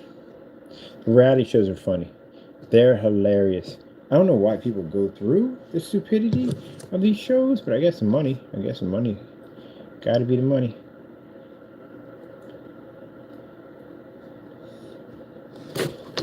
90 Day Fiance. Funniest thing I've ever seen in my entire life. Like, how in the world could you take any of that seriously? That guy called Caesar, I think that was the best. That's when I started watching it. I saw him on YouTube, the guy called Caesar. Man, imagine your brain being that wired into somebody that you give up your entire livelihood, and you literally believe in the back of your mind that you're going to become married and you're going to have a happy life, and this person is not thinking about anything about you at all, period. Do you have any idea how much money this guy was sending? He sent her $40,000. This is no joke. This is actually really happened on the show. It wasn't all staged. He really sent her $40,000. He was a Russian.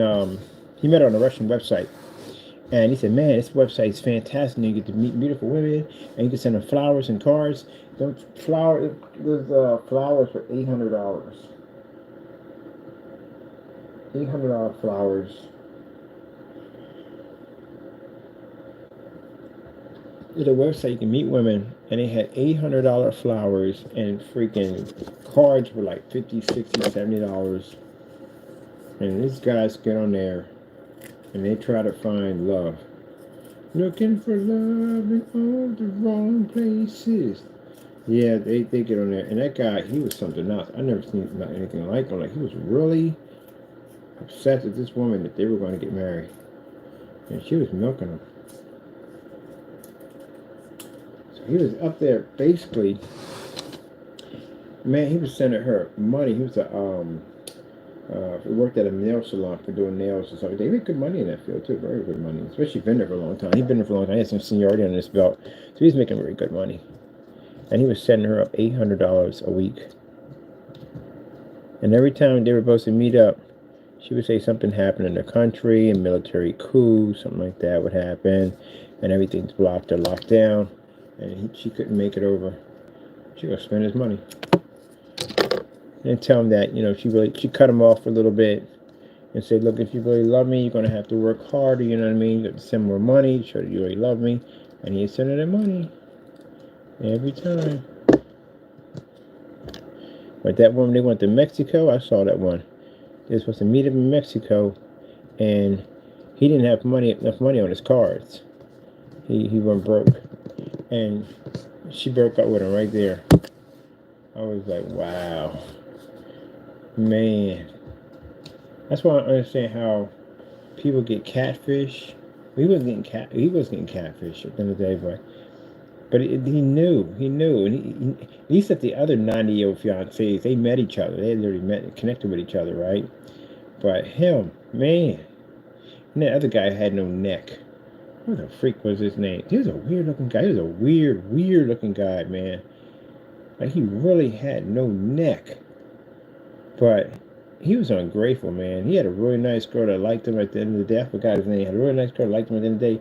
And he was just an all-around jerk. That's what he was. He was a jerk.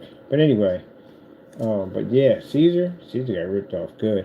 And then after that, he thought that was the end of it. He hooked up with another female. Same website.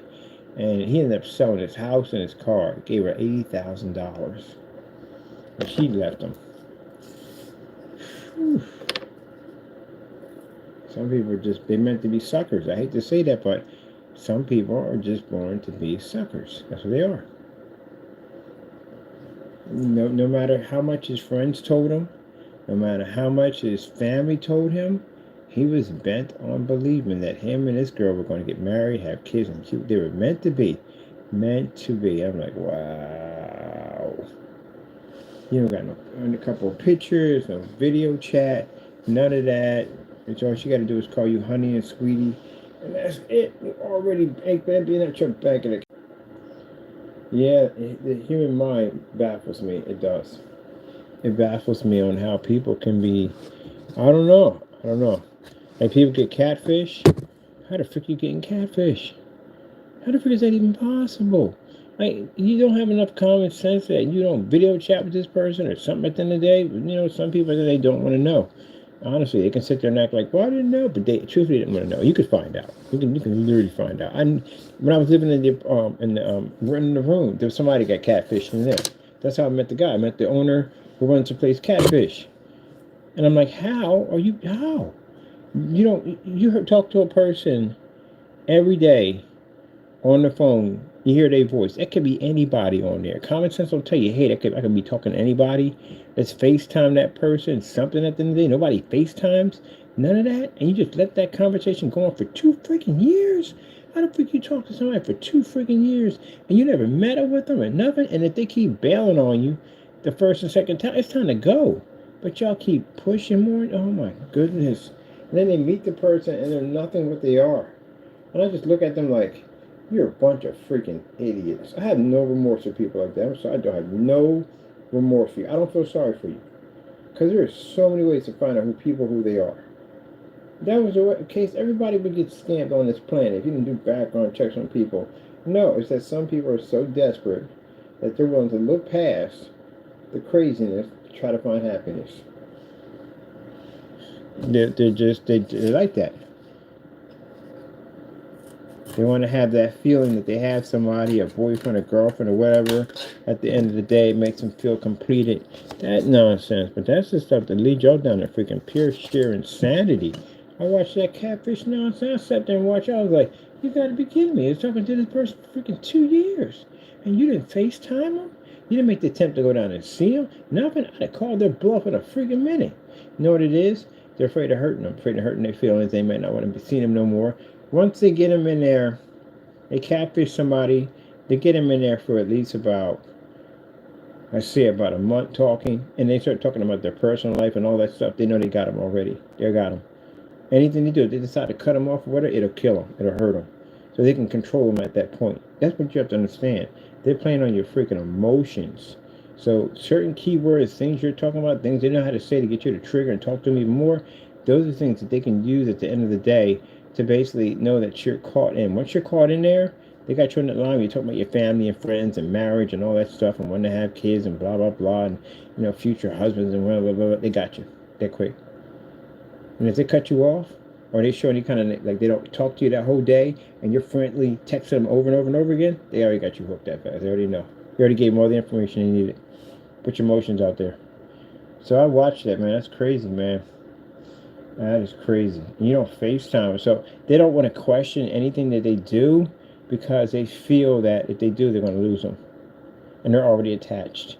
They get in your head. Sheesh. I got friends of mine like that. I look at them like, wait. So how do you know it's that person? It could be somebody in a third world country giving you this nonsense in there. Somebody right here doing it. No, but they're real. They're 100% real. I can feel it. I can feel it. You send them over any money? Yeah, they asked for a few things, but I sent it over to them, I want to help out my boo. Yeah.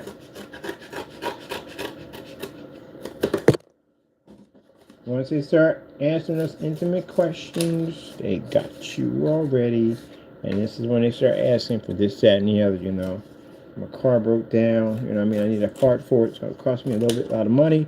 I don't have it right now, and if I get it fixed, this is a better chance of me coming down to see you. If I don't even own a car at all. And you'll spend the money because good chance you'll come down and see me. Yep. When I watch Catfish, I'll be in there crying. I got no remorse for him. I'm like, how can you find this funny? This is the funniest thing I've ever seen in my entire life. What show is this? I was in there crying. She was watching it. She was like, how can you find that funny? Because you can't be that stupid. No one on the planet can be that stupid. But apparently, There are people that dumb. Because they're afraid to ask the questions. They're afraid to ask the questions, and the person might cut them off and they may lose them. Gotta ask questions. That's the problem. People are so busy at the end of the day when somebody like them at the end of the day that you're willing to bend over backwards and let somebody stab you in the back every which way from Sunday because you're afraid to hurt someone's feelings. I am not that type of person at the end of the day. I will ask you the questions that I want to ask you. You don't like the answers that I give you? Then go kick rocks at the end of the day. Don't care. There's other people just like you. Bye. Couldn't care less. That's the kind of attitude you got to have at the end of the day. You won't get catfished. Because you're worrying about some girl you're in love with. Oh, so and so, blah, blah, blah, blah, blah, blah. And you're afraid to ask those questions. Don't ask those questions at the end of the day. You don't like what I had to say? Oh, this offends you for me? Then that's a red flag right there. You just told me. You get offended by something I asked you, then that's a red flag. You already told me from the door. Bye.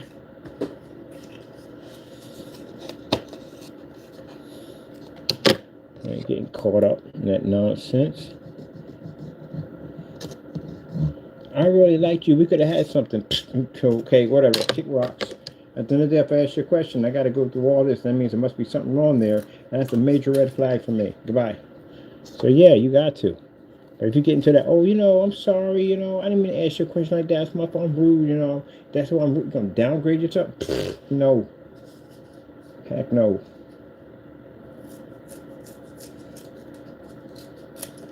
Nope. I asked that question right from the door. Excuse me, that's supposed to be your voice? This is you singing to me? Or for some reason, it came up on somebody else's video. Can you explain that at the end of the day? You can interrogate it at the end of the day. I don't want to play that mess.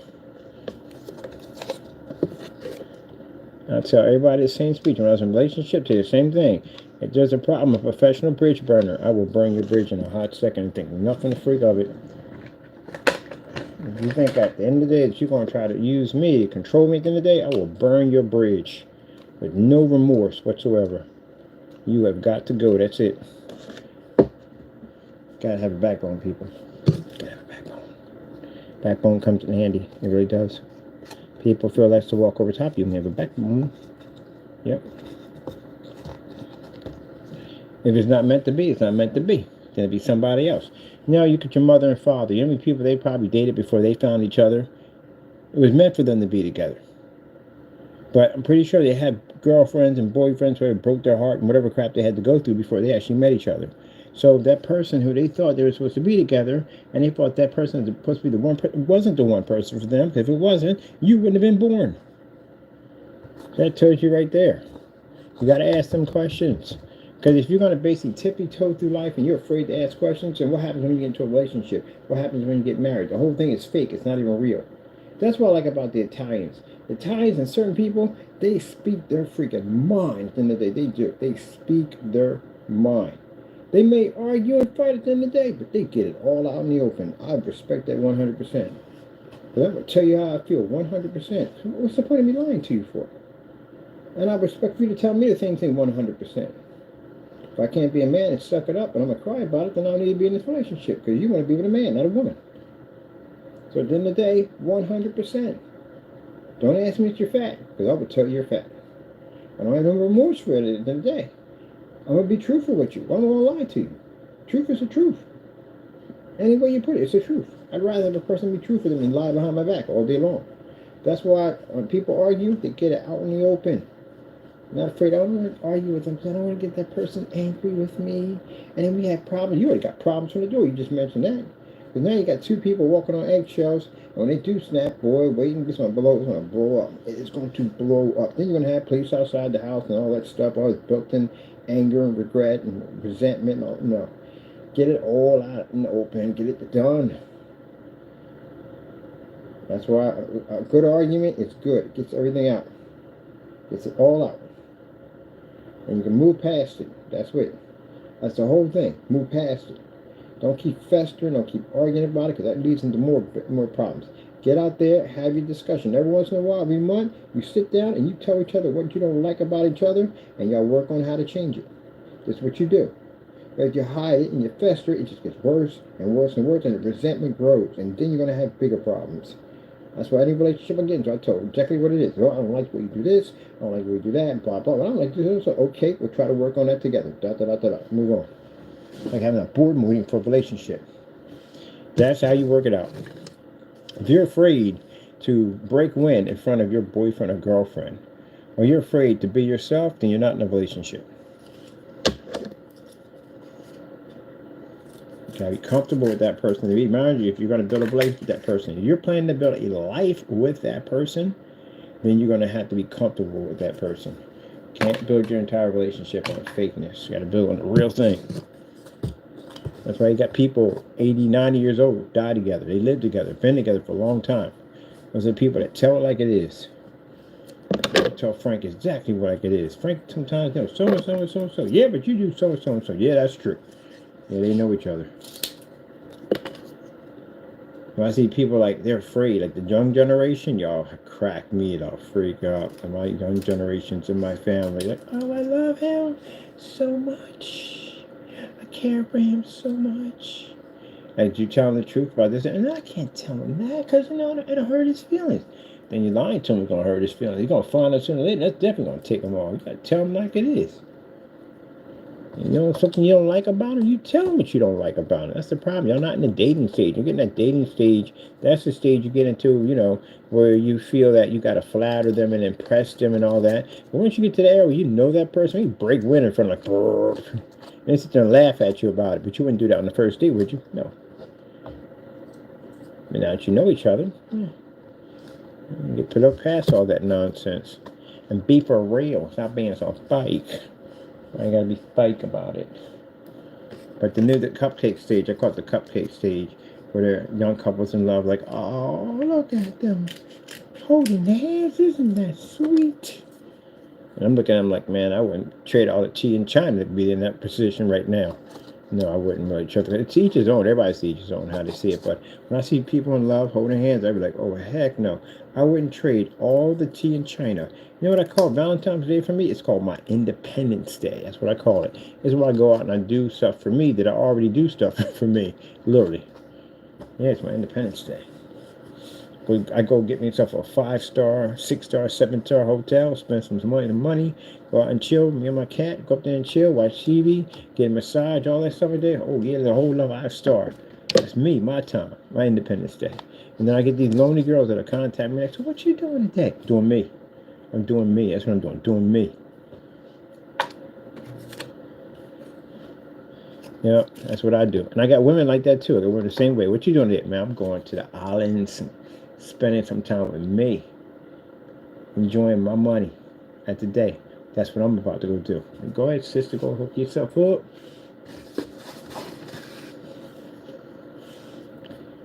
Now, like I said, I did the whole. I'm not putting anybody down by getting the balloons on. That's sweet. That's beautiful. That's what you're supposed to do. But other people don't see it that way. Other people see it as independent. They are freedom. People that are recently divorced, been divorced, and other crap they had to go through, which I'm glad I never had to go through a divorce process, thank goodness. But either that for them, that's their independence. And for the people that are, been a while and love, the relationship is still working, that's still fantastic at the end of the day. That's beautiful. Nothing wrong with that.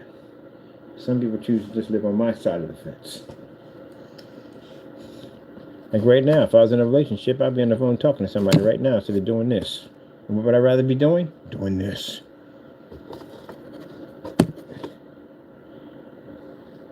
I'm going to get a t-shirt that says, I don't buy, I build. But anyway, yeah. To each his own. It's all about to each his own. I don't come down on people that are in relationships because that's for you. That's for you. And if you're in a relationship, you shouldn't come down on people that feel they want to be alone because that's for them. To each his own. But that old catfish nonsense, yeah.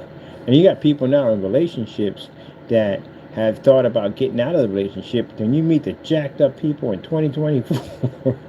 You better stay where you the freak you're at, man. Grass ain't greener on the other side. I'm gonna tell you that right there. Grass is not greener on the other side.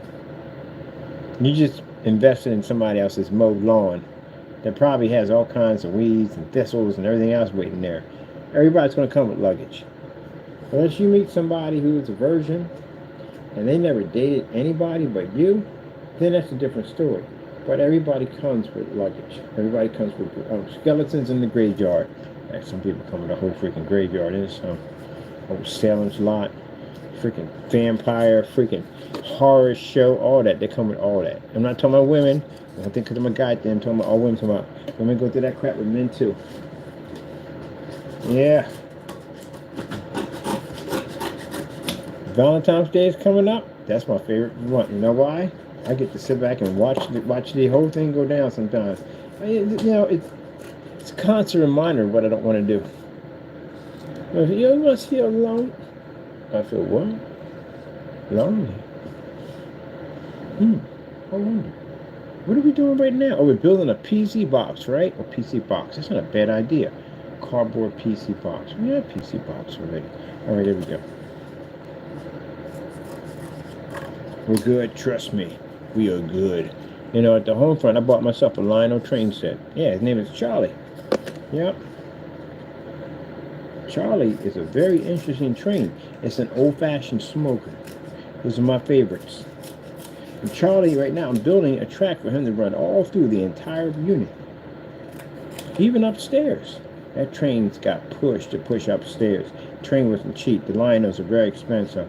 That's $1,000 engine at the end of the day. I wouldn't purchase. But that sucker can push. I kept testing all the other engines, and they could not get the drive or the torque to get up the freaking stairs. So you got to build a little platform. They're going to travel up the hill, move around. Taco loves that thing. He doesn't do the stairs. He won't do the stairs when he rides down, so he gets off of it. But other than that, he likes jumping on it. But anyway, you had to get a big enough train with some serious torque to get up those stairs. So his name's Charlie. Charlie. Yeah. But, no. And then the whole thing about the change. Where basically, the change. Well, Charlie was watching that. About the guy who's in this relationship with this girl. And she saw his place, he had everything in there the way he wanted it, the way he designed it and stuff. And he said, well, some of your stuff is going to have to go in storage, which is true. And nothing wrong with that. Some of your stuff is going to have to go in storage because she has to move her stuff in there. She don't want all your stuff in there. That'd just be wrong. That's a whole part of the relationship. You got to move your stuff out so she can put some of her stuff in there. And some people got it where basically all her stuff is in there and none of your stuff is in there. All your stuff has been shoved into the garage. At that particular point, you're in the wrong relationship. I'll tell you that right now. It's 50-50, people. 50-50. But the part that gets me, I get to sit back and hear y'all arguments. A lot of people call me up because, they can bend the ear with me because I'm not with anybody. They'll bend the ear with me. They'll tell me all kinds of stuff. They get on their nerves. They're frustrated. They can't stand them, this, that, and the other. And, just driving me nuts, stress out my whole entire day. And I'm listening to this whole thing like, man, I am so glad that when I hang up this phone, there is no one in this environment but me and a cat and God. That's the constant reminder telling me to never go down that road ever again. And then these are the same people that are telling me, you gotta find somebody, get off. Yeah, that's what you can hang out with, you know what I mean? You need a person that you can call your significant other. And then the next week I'm here, I hate that person's guts. I hate him. Can't stand him. Man, what were I ever thinking of? Gee whiz. Like, yeah, okay, yeah, I definitely want what you have right now. Definitely. No, I'm good. Okay, you guys, good luck with all that. I'm going to go across the street and get myself something to drink. I'm going to sit over there and buy myself and be left alone. Because the relationship isn't going to be 100% peachy. It's not. It's not going to be. If you are one of the ones that are extremely lucky, especially in this decade of time, extremely lucky, because I hate to put it this way, and I don't put anything in your head, but there are so many ways that you could cheat on a person in this decade in time, especially with these devices at the end of the day. You don't know if they're talking to somebody, if they're with somebody. There's just so many ways a person can be cheated on. There's so many apps and stuff like that. The lock phone nonsense? No, we don't do that. We don't do that lock phone nonsense. I've seen people do that. I'm just respecting her privacy. Y'all gotta lock each other's phones. There's something wrong there. Unless you work for the government and you have very serious government documents in there and nobody can see but you, that's the only way I can see that would happen. If that's happening, it's not going to be on your regular phone. It'd be on one of their phones that are encrypted from the begin with. So you're not going to be on regular phone. It'd be their phones. But there is no excuse for a locked phone. On any party, there's no excuse for a locked phone. Why is the phone locked? You're supposed to be in a relationship to begin with. All that nonsense when they sit there and say, either side sits there and says, well, you got to respect my privacy at the end of the day. Yeah, but your phone should not be locked. If your phone is locked, then something's wrong there. That's the first red flag right there. My phone's never locked. Ever.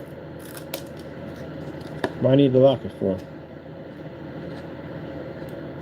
So if they subconsciously see the guy go to grab for his food and she grabbed the phone, there you go. Why does her phone have to be locked? If y'all supposed to be in a relationship and y'all trying to get married, and y'all supposed to, y'all don't hide, y'all no secrets from each other, wouldn't a locked phone be a secret? I tell you, that locked phone thing breaks up more relationships than anything in the world. It does. It does. Mine kept her phone locked all the time. Yep. She said she had documents on her phone that she could not, because she worked at the airport, that she couldn't basically leave her phone open. It's funny because she used to bring home documents all the time from the airport, and I would find those things laying around all the time. Serious documents, some stuff that basically that should not be in civilians' hands, that I would literally find sometimes in her office somewhere, papers all over the floor, or papers under the bed. I would find these documents. Like I said, should not be in civilian hands. So I'm thinking like, okay, so if you're leaving these type of documents everywhere like this, that I can get my access, my hands on too, then what's on your phone can't be that serious. Everything in life has a way of revealing itself, no matter what. People mess up, they'll figure it out. And she messed up, and I figured it out. See, she wanted one of those what is watches? Those watches, like cell phone watch, one of those. She wanted one of those. So she got the cell phone watch. Sorry about not bringing that over. She got the cell phone watch, and I'm up downstairs in the shop working, and this thing usually never goes off because she don't text much. The only person she texts is just basically her and her mother. That's basically about it. And I'm hearing it. Who the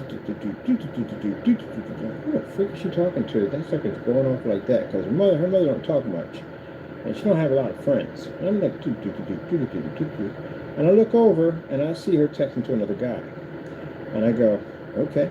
Now, she got a lot of guy friends. I don't pay usually no money. I don't care about that. I don't have that kind of insecurity issues. But this conversation was the normal conversation that you have with a guy friend. And that's what did it. That's all it took. Now, most people will sit there and say, because you've been with somebody for 5 years, let's work it out. That doesn't work for me. No. Once you mess up like that, you are gone. Because, again, that means I have to live with the stress and the nightmare of knowing that, if you are late for work, what if you are late for work? How am I going to treat it the same way? No, I'm going to accuse you on everything I could think of in the book because you did it already the first time. I think I'm going to do it the second time. I'll never, ever be able to trust you. And because I can never trust you, I put myself through that headache at the end of the day. Cut you off, be done with it, move on. That's why you have a backbone at the end of the day. If someone cheated on you the first time, never let them back in ever again. Because if you do this, you're the one who will be going through the nightmare. And they're going to do it again. And if they don't do it again, if they're late on anything that happens up, guess what you're going to do? You're going to blame them right from the door. Because all that stress, all that headache for nothing. Cut them off, move on. So, when I saw the message, I typed into her phone. I said, hey, I can see you, right? And all of a sudden, she tells me to get off the phone. I said, okay, here's the deal. When you get home, all your stuff is packed up. It's in the front room. Get out of my house. And that's what happened. She came in. She tried to explain. I said, I don't want to hear it. Stuff is upstairs. Call your family. Get your stuff. Get out of my house. And that's what she did. She moved out. I don't play that at the end of the day. And now I got all her friends. I got all her friends. Like all of them. Usually I burn the bridge with a whole group of friends. But apparently her friends didn't like her too much either. Because she did dirty things to them that I didn't know about. And all of a sudden she disappeared and she popped up with me. And I'm talking to them like, because I couldn't figure out when we first went to see her, one of her friends, and they were looking at her real strange. I'm like, why are you looking at her strange? Aren't they used to seeing her every day? And then when I finally got a chance to get to know them, they started telling me things. They said she disappeared for like 2 years. No one knew where she was at. And all of a sudden she just pops up with me. So they haven't seen her in a while. So I clicked with all the family, all the friends and stuff like that. And eventually, after we separated, she contacted them and gave them an ultimatum. Said, hey, look, you're going to be with him or me? And they said, we choose him. And she lost all her friends. Even one of her childhood best friends in DR, I'm actually best friends with her. So I got all her friends. She got nothing out of it. But like I said, long story short, that whole period where they try to get back together stuff, can I come pick up my stuff? Look, everything you have, you pack, it's with you, it's gone. If you forgot to get it, it's been sitting on the curb. You want it, it's on the curb, go pick it up. That's it. I don't have remorse for that nonsense. But yeah, that's why our phone was locked all the time. That's why. And I had a funny suspicion of something with the phone, but I'm not going to go in and put on some freaking program apps and all that stuff for tracking and tracing. I ain't got time for that bullcrap in the day. I'll catch you when I catch you. And eventually you're going to mess up. And I caught her. That's the end of that. So, one on out. And I cut people off. I don't got time for that nonsense that, oh, we can get back together, we can work it out. No, get the freak out of my house. That's it. Kicked her right on out. She had time there to call me up and say, oh, you messed it up. No, you messed it up. Bye. And that's it. Now I look at it this way. Have a backbone, cut it off and be done with it, or live a lifetime of misery. Because that's what you'll go through. And that's what happened to one of my family members who stuck it up, stayed in there, and they wasted 30 more years of their life in misery because they were afraid to separate from that person. Oh, be strong about it. Stop being so freaking weak. But you can do that. You can, why? Because I got a backbone. I was born with one. So I tell you, it's just like it is. Like, come on, man. I come in here, I see you on one side, him on the other side. You're upset, he's upset. Y'all don't talk to each other, don't speak to each other, sleep in separate beds. You don't freak want to live like that. Life is short. I want to live the rest of the remainder of my life happy. Cut it off and be done with it. Get that divorce popping, get them the freak out of there. That's it.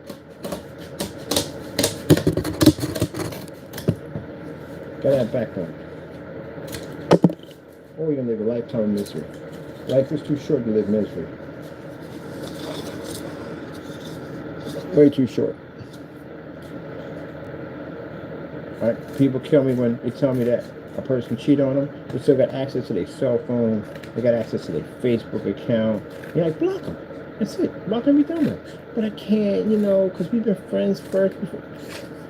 I'm about to block you right now. I literally will cut you off in a hot second. You give me an excuse like that. Because again, that means you're nonsense. If their nonsense will trigger it up into my world, and I got to deal with your bullcrap and their bullcrap at the same time. No, we're done. If you don't cut them off, I'll cut you off. Time for that. In my world, I love. You know why? Because I got a nice little speech. I'm not going to tell you what my speech is, but I tell the speech to any female I'm with. At the end of the day, if you contact me in any way whatsoever, the outcome you will not like.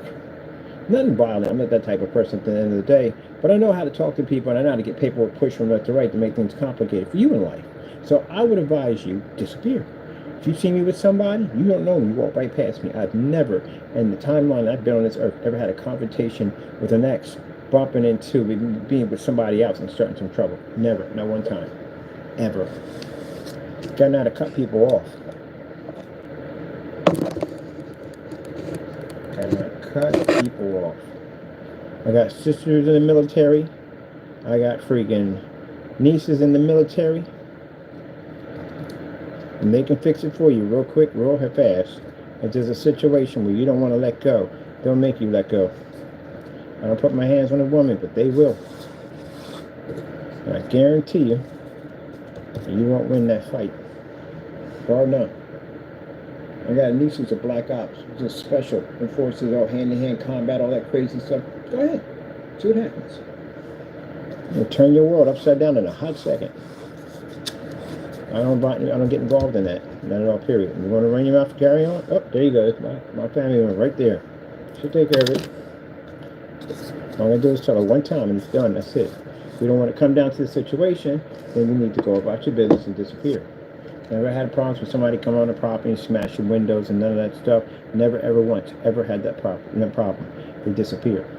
Because my nieces and my sisters will put the fear of God in them right from the door. That's my family at the end of the day. Look, we may be family. We could be, you could marry into the family, whatever. I'm going to let you know right from the door. He has a problem, you got a problem. Okay? That's how they'll have a conversation with him, just like that. My people don't play. Same thing like that. When my sisters meet a guy and they like it at the end of the day, we have that talk with them. They got a problem, you got a problem. Now, we know they're going to have arguments and fights and all that. I was over at my family member's house and, I'm over there for a while till I get on my feet and all that stuff like that. I'm trained in martial arts. I'm a professional fighter. So at the end of the day, he's feeling like on eggshells. No. You guys going to have arguments. You're in your relationship. It happens. Have your argument. I don't exist here. But if you put your hands on her, I'm going to hurt you. Other than that, She puts her hands on you, I'm going to basically push her down because she's not supposed to touch you at all, period. That's wrong. That's disrespect. I respect that guideline. But y'all have your arguments. Do what y'all usually do, but don't walk on eggshells. Seen of it's gonna be easy, but man, putting Bill and boxer on a box is freaking tedious work. Like you would not freaking believe. But yeah, went over there, I had a conversation. He's a nice person too. I like him. He's a cool person. I like him. I said, no man, I read you from the door. You're a cool person, you're a nice person. You take care of my sister, you know what I mean? All that. The couples are gonna have arguments. That's what they do. They're gonna fight and all. You know, don't feel like you can't raise your voice because I'm here. This is your place at the end of the day, man. I'm just thankful that you guys open up a door for me to come in so I can get my feet set up down here, and that's it. Do what y'all do. It ain't none of my business at the end of the day. As long as he don't put his hands on it, I ain't got to put him through a window. Other than that, they're going to have their arguments. That's what couples do. And that's what you're supposed to do. And I told her from the door. I've seen her do it a couple of times. Don't use me as an intimidation tool because I'm not going down that road.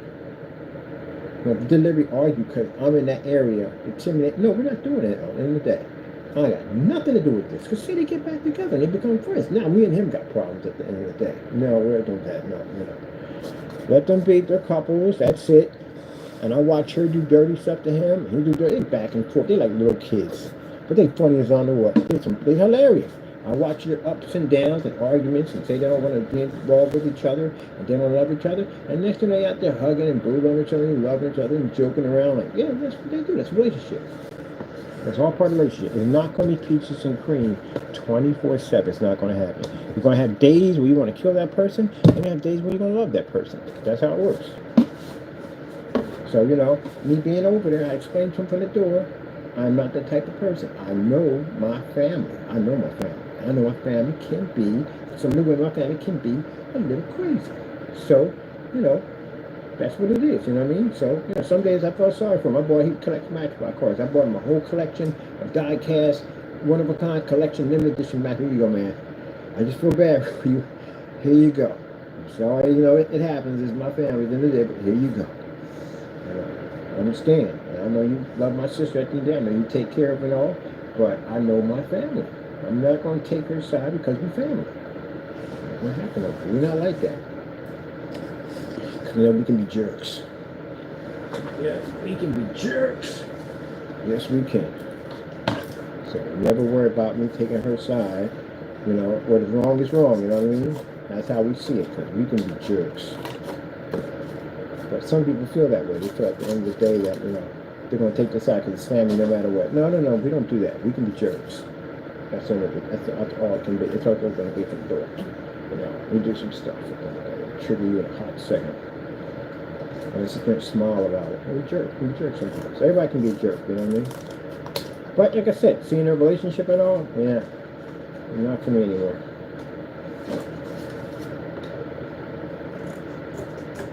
I like to be born free as the wind blows. I'm free, baby, free. Yeah, no idea, man. When I was in that relationship, was I happy? I was happy when it first started off. That's how you always is. You're always happy when it first starts off. Yes, that's the best part of the relationship when you first start off. That's when everything is in sync and everything seems like it has a future attached to it. And then when you get to know that person, really get to know that person, the more you get to know about it, the more you despise at the end of the day. But, you know, then you look back and you remember, you know, that's the person that you fell in love with, you know what I mean? You go back to the old days when you first met each other, and that rekindles stuff at the end of the day, and they help to fix things. But, yeah, sooner or later, you'll get to that point. Hopefully you never do. Hopefully your relationship lasts forever, which I wish the best of all people. But then sometimes you get into that area where basically whatever you do just doesn't seem to work out. It's just like you're stuck in some kind of grind at the end of the day. And those are the most miserable days of my life. The most miserable. I was never happy. I was so depressed when I was on camera every time I was in that house. Having I was depressed. The house over in 69th Street with the 230, I was depressed there. A lot of people know I was very depressed. I was not happy with the relationship at all. I was only happy with the relationship when we lived in the first house, and that was when I first moved in. Because that first small one I had, that was the only time I was happy. Other than that, nope, everything else just turned out to be not what I wanted. So, you know, people get on camera and they'll fake it, you know. Deep down inside, they don't like it. So when we separated, man, that was the happiest day of my life. I went through my pain, as everybody got to go through the pain.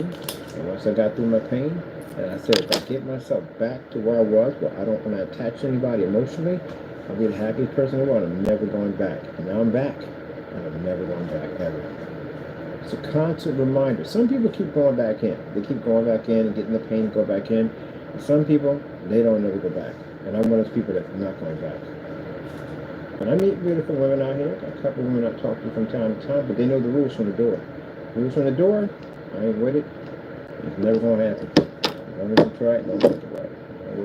I'm not for it. Ah, hot glue. It burns. It burns. You have to make the sacrifice for this thing. At the end of the day, I must feel the pain of putting this thing together. But anyway, yeah. So, oh crap, my glue stick. Where did you go? Oh, I gotta pick up that whatchamacallit too. I want to turn that to an antique ray gun. So yeah. And now basically, people tease me about this. I don't care. But at the end of the day, I'm gonna speak my mind on who I am. I'm gonna express on who I am. And if people tell me that they want to use this and mock this against me, so it's just share with them the day. It doesn't bother me one bit. You know why? I'm an adult, not a child. So something like that doesn't bother me. When people choose to use that against me to try to mock me at the end of the day, no, that just shows you're a child, not me. So I just move on from there. But I speak my mind. That's what I do. Ooh, it's coming up quite nicely. Getting that little area right there done. And I tell you, that's the reason why. From just experience, now I'm happy the way my life is. Ugh. You're like, you must be lonely. And I get that from girls all the time. You must be lonely. Yeah, that's what I want to do. I want to freaking take the peaceful and happy life I have. I had a giant train running through my crib, a massive 200-inch curved screen. Yeah, I built that thing. I had to have somebody come in and help me with this too, because I didn't know much about the whole projector, curved, multiple, linked together rack system. Yeah, this guy showed me how to do all that. A buddy of mine came and helped me out with it. I got my whole setup in there. I got a wraparound screen, my own customized cyberpunk cloud server that I built. You know what I mean? Happiness. My place is filled with happiness. My memories only. That's what I like about it. I want to bring you in my freaking Fruitopia and argue and fight and whatever goes on in that area just to have you in there and then fill my place with bad memories once you separate? Oh, heck no. I'm good. And we're doing that one over again. Ever. And that's what I saw in that whole thing. The minute we separated, that whole place was filled with their memories. I had to basically rebuy everything in that place. That was expensive too. No, I'm doing it again. And I always get that from ladies, but you'll never know. You could find the right one. No, I'm good. I'm good. I'm good. I'm good. I've done that craziness already. I'm good.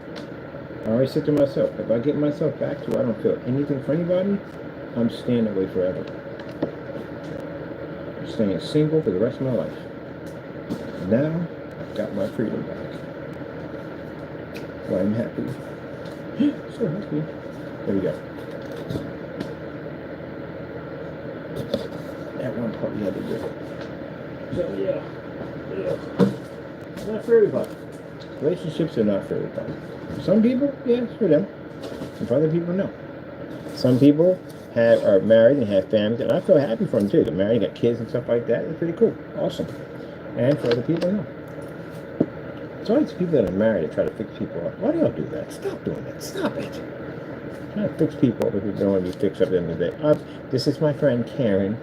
Yeah, she grows flowers and she has her own gardening business. I think you two are very helpful. Don't do that ever. Don't ever do that to me, ever. We will not like the outcome of this at all, period. I mean, literally, I'm a person who speaks his mind. You will not like the outcome of that. I'm sorry, Karen, but I ain't about that life anymore. I'm tired of it. I'm pretty sure you're a pretty nice person. You'll probably find somebody one day, but I'm not that person at the end of the day. I don't know what these jokers were thinking at the end of the day. By the way, I'm getting nothing for Christmas. Nothing. Anyway, but I'm pretty sure you're a very nice person. Now, we can be friends. That's basically about it. But other than that, nah, I ain't about it. Okay? See you later. Good day. Bye-bye. Yep. Because they'll pump up stuff. I'm like, he's a very nice person. And you guys will get along perfect. I think you guys will make a great couple. And then those promises stuff like, and then we can go out on double dates. I would rather swim through a lake of hot razor blades before going down that freaking nightmare.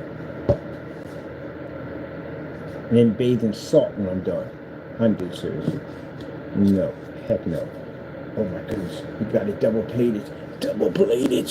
Double plated. See that? And all that talking. And everybody thought to themselves, he's not doing anything. Did you see me building this in front of you?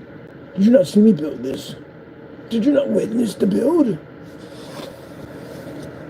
Double plated. Double plated. Double plated. This thing is sturdy too on top of that. I can crack somebody in the head with that. I might knock them out with it. Alright, now we got this part to do. You gotta do something when you're building at the end of the day.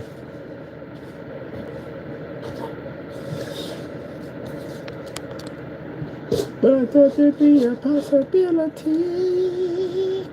No possibility. None of it. Why would you think such a thing? That's insanity. That's craziness. No, never. Never. Absolutely never. Never, never, never. Heck no.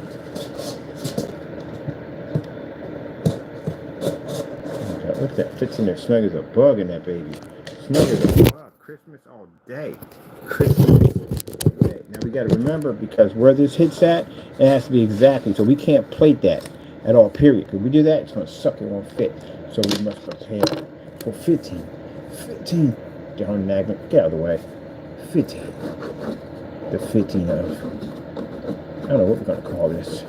Main central station, the brain and technology behind the command center.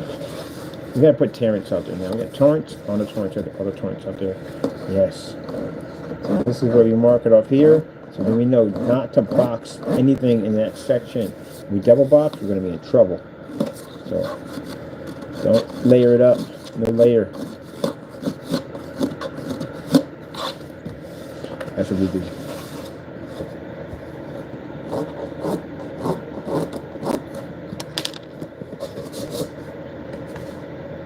That's my personal opinion, people. Yes, sir. I've never been more happier than I've ever been in my entire life. And I got people that are doing days, but you know, he works a lot of hours. He's a good worker. You know, this is on company. You got to make a fantastic relationship now. I'm going in my life at the end of the day. You know, we go to, let me tell you something. We did a Renaissance fair thing at the end of the day. I went by myself. That was the best time I ever had in my entire life. Number one, there's beautiful women all over the place, number one. All right. Number two, on top of that, I can go anywhere the freak I want, because I don't have to be holding hands with somebody. Let's go do this. Let's go do that. And I'm not making fun of anybody who has it. This is just me and preference on how I feel for me, not for you. It works for you? Good. I'm good. Many blessings, but not for me. So they'd be like, well, when you go do this, no, I don't ever have to do that ever again as long as I live. No. We go to the Renaissance, I'm like, okay, I'm out. Boop, disappear.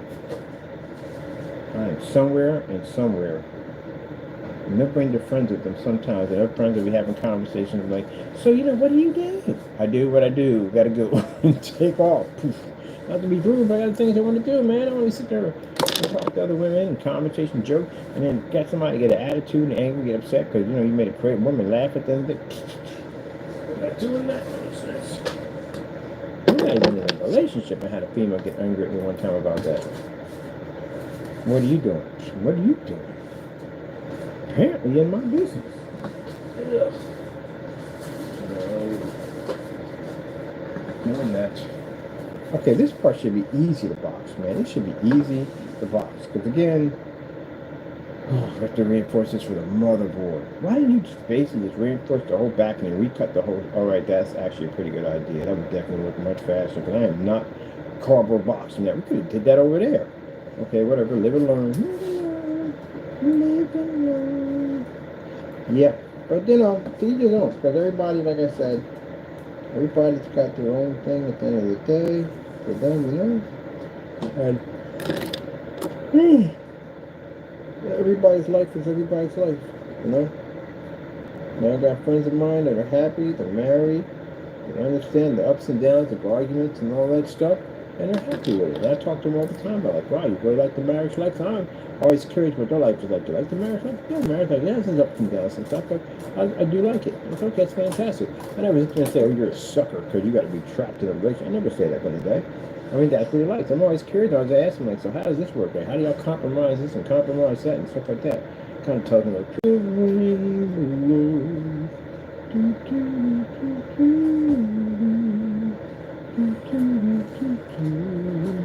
one of the things that got on my nerves is I told you, a female told me that it's time for bed. I'm like, no, we don't do that, because I'm a night owl. When I'm up, I'm building stuff. I like to build things. So the whole that coming to bed together and all that stuff, and she's reading a book, and I'm sitting there twiddling my thumbs, thinking about stuff I could be downstairs building, putting together, and assembling. I can't do that. I can't do that whole thing. We need to sit down.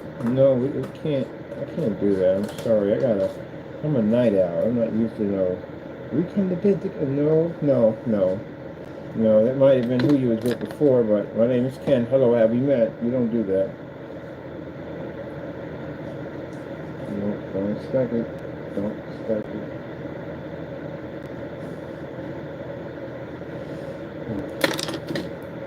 Designing something or building something. The only thing good about that relationship is that person basically is cool with it, but then again, who knows what's going on her phone without her downstairs working in the shop, right? Look at the cut we got with this. Look at the cut. Look at that cut. Bam! Bam! Bam! Bam! Bam! Bam! Look at that. Look at that. The cardboard skills. The cardboard skills. Skills. Skills. Skills. Skills. But anyway, yeah, I'd have my way. All my furniture would have been made out of cardboard. But no, we had to get regular furniture because that's the way it had to be. That's the way it had to be. I had to live in a regular house because that's what it had to be. I had to pay tons of money on bills and expenses because that's the way it had to be. Definitely.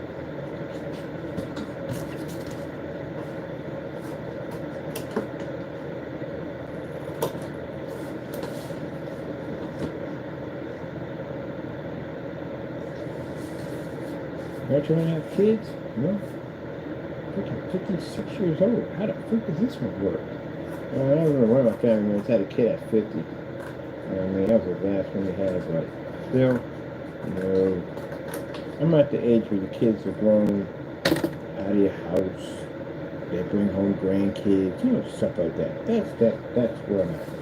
Not that I have a kid. I mean, some people do have kids at that age. That's for them, not for me. But I don't see that happening. Ever.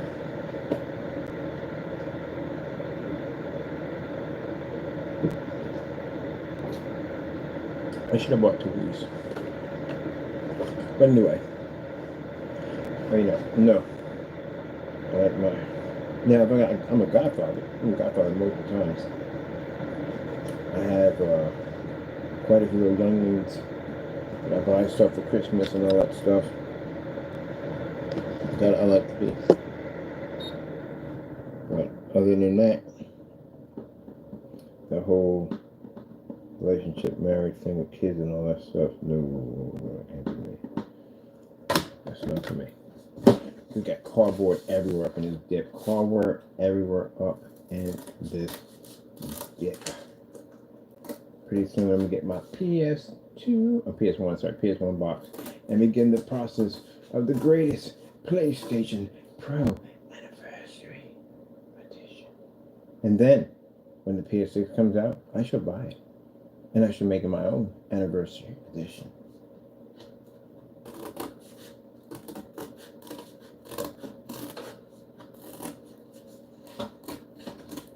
Because that's the only thing that's different from it is the case. Then I'm going to go out and get myself a different case. I want to get the PS5 the PS5 PlayStation box. The first one that came out. That would make an excellent box for the PlayStation.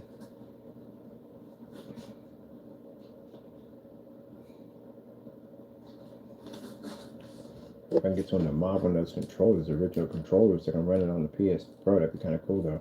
That would have been a hot idea if they did that.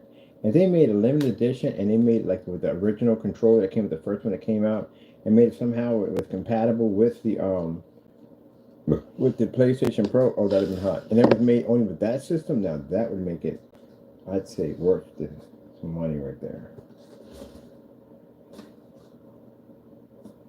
And I can move on. Now, see right here,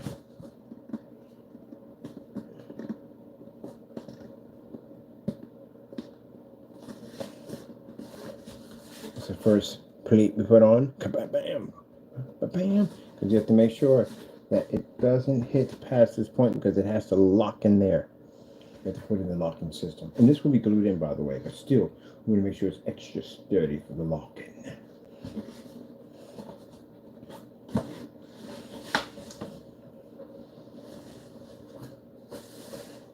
Where's the commander? He's out in the Gundam suit. Where is he out? He's out in the battle.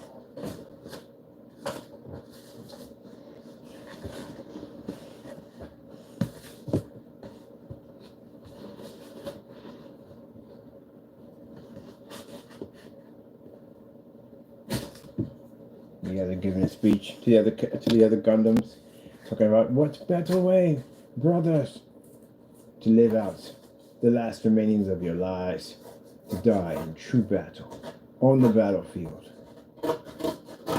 True Gundam warriors don't eject. We go with our machines. That'd be a cool little slogan, wouldn't that? Yeah, they go with their machines. That'd be like the whole Predator self-destruction button that goes up, takes everything with it. Yeah, because we go with our machines. Man and machine becomes one. So when our machines no longer are a part of this world, neither will we. I like that slogan. That'd be hot. Oh yeah, I'm gonna put some really cool stuff behind this.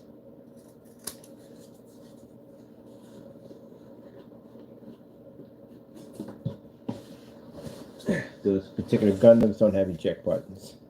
They don't use them because they go with the machine.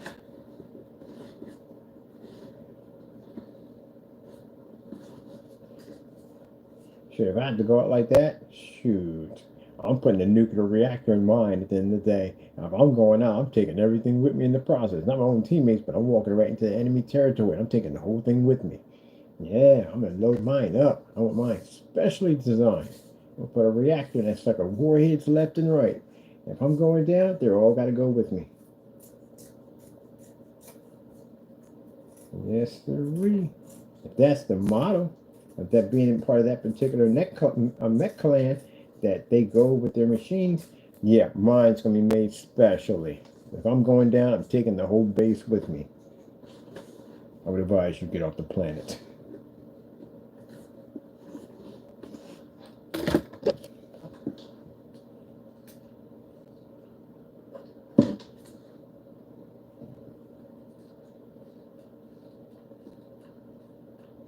Shoot, them knowing that, like, you see that robot right there, that mech right there? Do not hit that thing.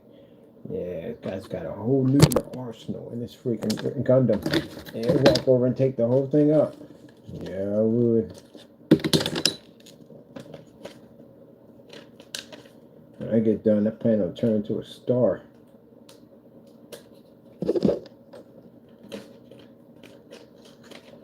Yeah, what's the point? My armor's damaged. There's no eject button. Probably wounded in that machine. I'm not going to get out alive. I know that for a fact. And I don't want to leave my machine behind. I'm going with it. So guess what? Yeah, nuke it up. I'm going. You're all going with me. One big bang. Ooh, this is going together nicely. Oh, man. This is going to be nice. This double box system is not, I like this. It's nice and sturdy.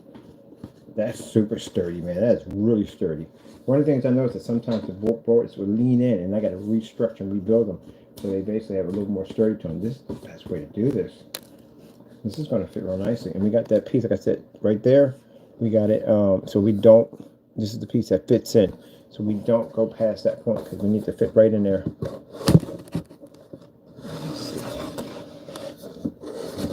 See, right there. It fits nice and snug. See? We start making interchangeable parts so we can lock things together with cardboard. Just lock that in, lock that here, lock that here, lock that here. We got interchangeable grooves and stuff.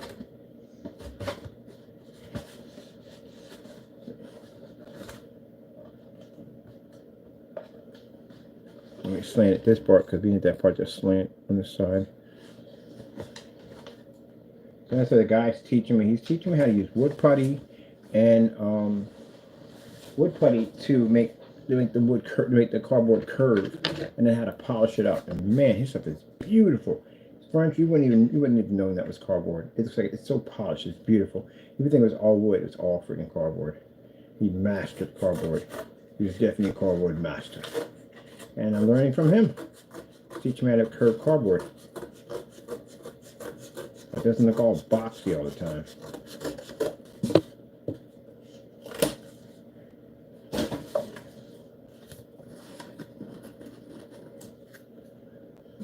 What the heck happened to there's no sound here. It's so quiet.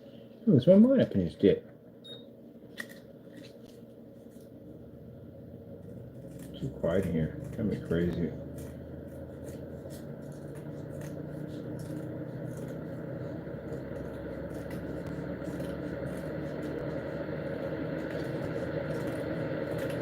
I know, I'm supposed to be on the paint today, but this thing took longer than I thought. So tomorrow, we're going to be doing ultra short throw and Old Faithful on the new stuff over there. I got to get all that done before the 24th, because we're on the 24th or 25th, that's Christmas, I know, chill with families, back to work on the 26th. I got stuff I got ordered to get ready for the new stuff coming in. We got the new projector coming in. We got to finish this screen over here. We got the gamer coming in. We got the silver technology got to develop. We got the containers and stuff I got to get for that already, and the labels and all that stuff. So yeah. So back to work as fast as we can. Boom. Like, how are you back to work? It's freaking the 26th. You got work to do. Projects to finish, things to do, and I got to work on those PCs behind me. They have to be done. Finished and done, completed. The other one's a VR station, which I desperately need really bad. My brain doesn't know how to shut down sometimes. And yeah, I'm going through it that day too. My head was basically pulsating and brain was racing at 100 miles an hour. And I thought, yeah, I need my VR system. I need to go to the bottom of the ocean. I go home, I hook everything up. I go in my G2, the thing logs in. I go right to YouTube. I go to relaxation, and boom, I go to the bottom of the ocean. That's where I'm at. Cause my brain is shut down. Kills the anxiety, all that stuff triggers off. Like you're not doing enough, you're lazy, you're not doing enough, you're lazy, you're not doing enough, you're lazy, you're not working hard enough, you're not pushing hard enough. It goes through my head like I'm not doing enough. Every day I feel like I'm not doing enough, I'm not doing enough, I'm not doing enough. I'm not seeing progress. If I don't see progress and I don't build it, I go nuts. Got to see progress, got to build. Build. Ouch, mother George. Man, I know it least like to burn me. Oh, heck yes. I forgot to get my Dunkin' Donuts freaking white hot chocolate. I should be there tomorrow to pick up my white hot chocolate. I'm excited about that. It's white hot chocolate. Who told me that? I'm actually crash over and get another juicy. What time is that? Come in for that. It's only 6:42. Got plenty of time. They were too late to get myself another juicy. I'm gonna be working late tonight. I got things to build, things to put together, things to assemble. And I'm looking for a steampunk chair, to tell you the truth honestly. Matter of fact, on Amazon, let me see, cyberpunk chair. Yeah, I don't like that.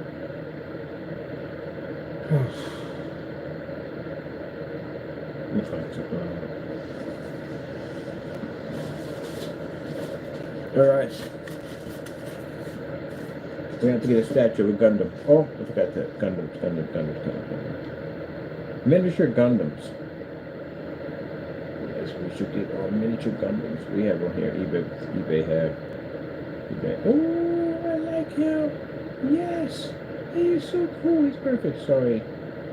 Yeah, whatever. He's so cool. We're getting a little miniature Gundam. Yeah, right there. We're getting one. He's so tiny. I'm getting him.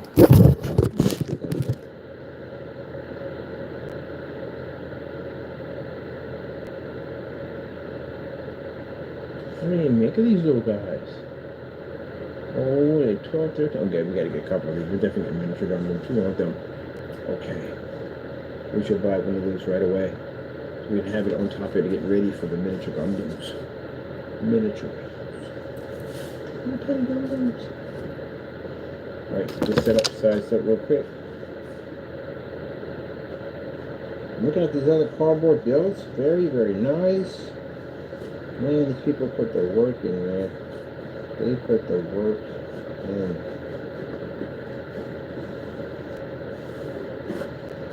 I can't use this, can you? No.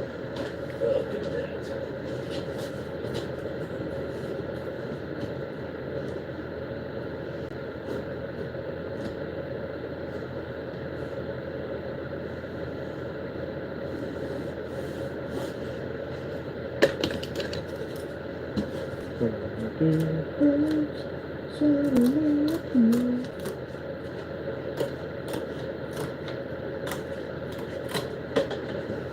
And like, what are you doing in Valentine's Day? I am building.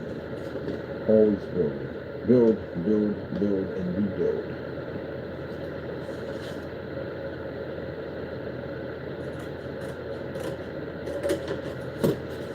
Don't you want to go outside? No, I'd rather build.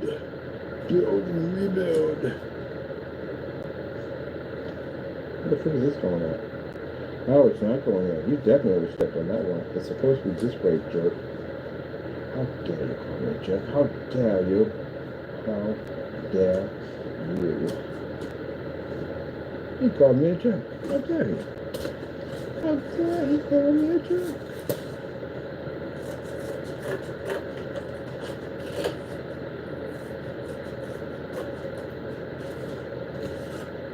I feel like back in the days, I don't know. I tell you. I just slapped you with the glove though. It was hilarious. Slap somebody with gloves. I'd have been crying if I saw that in real life. That somebody would slap you with a glove? Like you had, I'd have dishonored my pride and slap you in the face with a glove. That is freaking hilarious. Who started that? That's the ultimate freaking, I don't know, troll at the end of the day. He's gonna slap someone in the face with a glove. That's savage. That's definitely savage. They were savage back then. You had to admit that. Imagine you get in an argument with somebody, they probably come and slap you in the face with it. That is hilarious. They did that stuff back then. And it wasn't a front hand, it was a backhand, but then somebody did a front hand and a backhand. I guess they figured we're gonna shoot each other anyway at dawn, because that's what happened. Remember when freaking Charlie Murphy, the Prince stories of the Prince, and how he talked about how back in the day, you know, you slap somebody in the face with a glove, somebody at the end of the day had to go. Somebody had to go. That's just hilarious. I gotta look into that. Who started that, slapping people with gloves?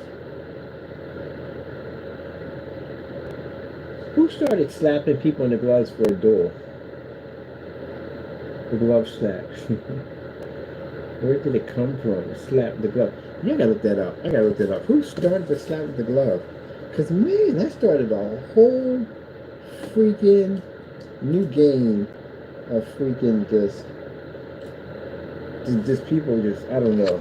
I guess at the end of the day, yeah, he was right. Somebody did have to go. If you slapping people with gloves. At the end of the day, somebody had to go.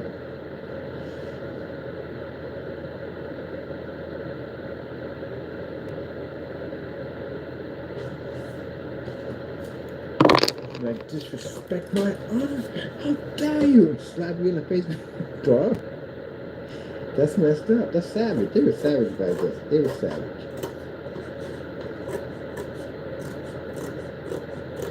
And all for honor. Everything was for honor. It's all about your honor. That's back in the day. You don't get the honor today. It's about your honor. That's what happened in Highlander. He shot his own man at the end of the day because it's about honor. Because they you stabbed this man multiple times. The man kept getting back up, and then the guy was like, "Look, you know, let's shoot him." As the guy was walking, the guy finally said he was sorry. That's all he wanted was an apology. You know, Cameron Johnson said he wanted that apology out. And the guy's like, "You know what? You're right. You know, we could be here all day long." And apparently, as you can see, I'm alive. So I'm just going to say I'm sorry and go about my merry way. And he apologized and walked away. So the other guy said, "You know what? I'm going to get away with this mess. This stuff is embarrassing. You couldn't even kill him. Here's a gun. Kill him." And the guy was like, "Oh, heck no. You're not going to basically disrespect my honor. I'm not shooting a man in the back. The fact that you suggested for me to do this means I'm not going to take your life. And that's what he did. He took his life, the other guy's life, because it's all about honor. But I don't understand. I mean, if I stab somebody and they get back up, and they get back up, I don't think I'm sticking around. I think the first time they get back, I mean, if somebody stabs somebody, you figure you, when he's an expert swordsman, so he pierced him right through the heart. That's an automatic death when he got him the first time. And if I've done this multiple times, hold on for a minute, my scissors dropped to nowhere. I don't know where the scissors dropped to, but it disappeared on me. Oh, there they are, right in that corner. Yeah, if I stab somebody, I'm an expert in this field. I stab somebody, knowing it's a death, and I get them in the heart. And this sucker gets back up, it is time for us to pack up and leave. Because I'm not dealing with a human anymore. I'm dealing with something else. And I ain't trying to stick around for it. But, you know, looking at him as he's stabbing him over and over again. But when he went back to, when the guy says, okay, look, I'm sorry. That's all the guy wanted. He didn't beat him. He knew he couldn't take him anyway. And that's all he wanted. And the guy was helping him out, I guess, is, I don't know what he was to him. But anyway, he grabbed a pistol and gave it to him. So don't shoot him in the back of the head. Walk around. You can finally kill him. And he thought that was disrespectful and disrespect me and my honor. Can I shoot a man in his back? You gonna suggest that? Shot him instead. So that honor was everything. But still, that part where Hitman kept getting back up again, I don't think I stuck around for that. Like, oh, heck no. What are you? I wouldn't even ask, what are you? I don't want to know. Don't want to know. I don't want you to explain to me what nightmare I got sitting in front of me that's having this conversation and why you don't die. I never came back to like, you know what? Forget about this whole honor thing. You know, I don't care. I'm going. You know, if you disrespect my wife, I'm going. Because I don't know what I'm dealing with. Stabbed that guy multiple times, got back up again. Nope, no. Now, he was drunk, and he could have easily taken his life with no problem. But, you know, he was in the wrong. He sat there and said, yeah, I was actually in the wrong, and I was in the wrong. But, you know, let the guy get it out of his system. He killed me a couple times.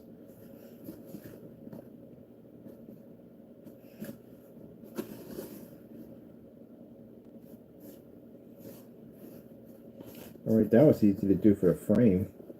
So we got the frame sized up nicely. We got it double padded, everything done so it fits in nicely. Snug as a bug in that book. Oh shoot, glue, hot glue, getting burned by the glue. Cause I'm in love with the glue. Alright, we gotta get this top part done. I'm gonna do that whole thing, the whole strip from there to there. Oh man, that's very.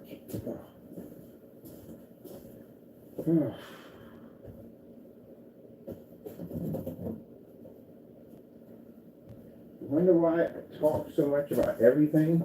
Because you know why? The builds can be long. The builds can be super long. I mean, a lot of work. Look at this. Look at this. On my feet. Look at this. All that. That comes from doing all that cutting. It's a lot. I mean, like I said, I'd rather do this than buy a case.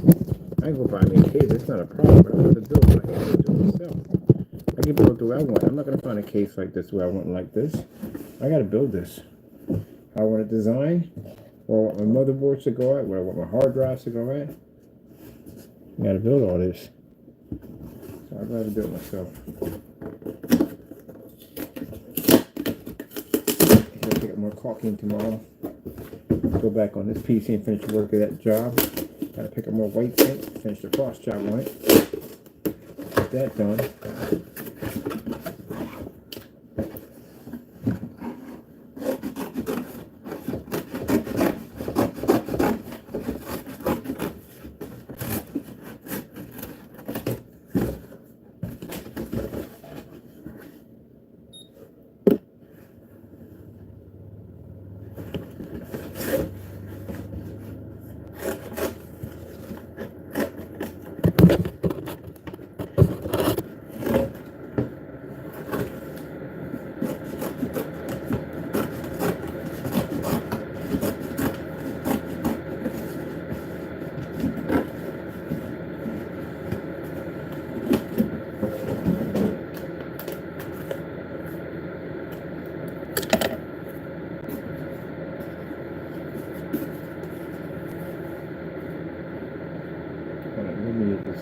Oh man, Really?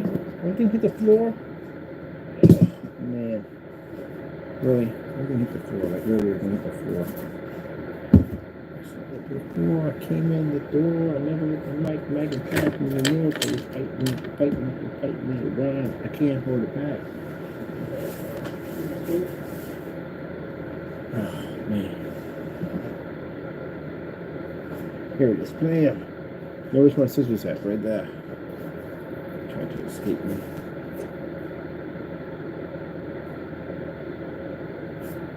Okay.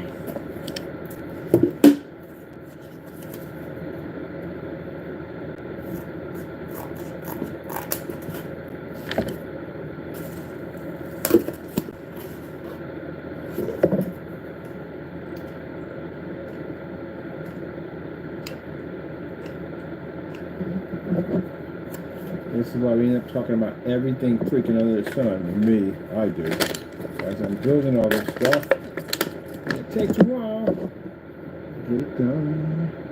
But we had to replate everything because, again, the way the structure was cut out, it would have been super weak. Everything would have had collapse in the structure left and right. We'd have had all kinds of problems would have popped up. So that wouldn't have worked. It wouldn't have been too sturdy. So we have to do it to make it sturdy. That's what we're doing. Giving it the power to be sturdy. Sturdy.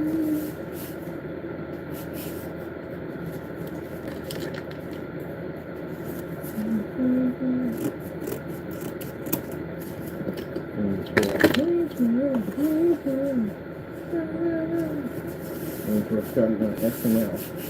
Very few SNL movies and shows end up being good shows. Some of them suck. Okay. The Wayne's World is actually pretty good. I like Wayne's World.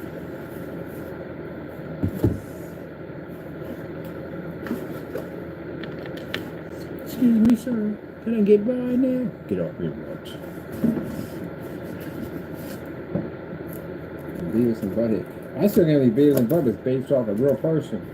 That was actually a real person. The guy he based him off of next door neighbors. I was like, sheesh.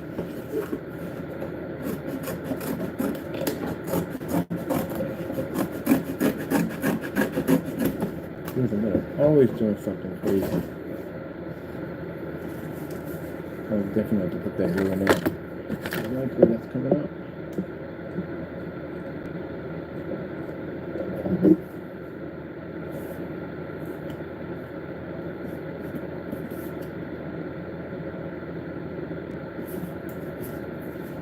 One, right? One. Oh, you're not supposed to be there. There.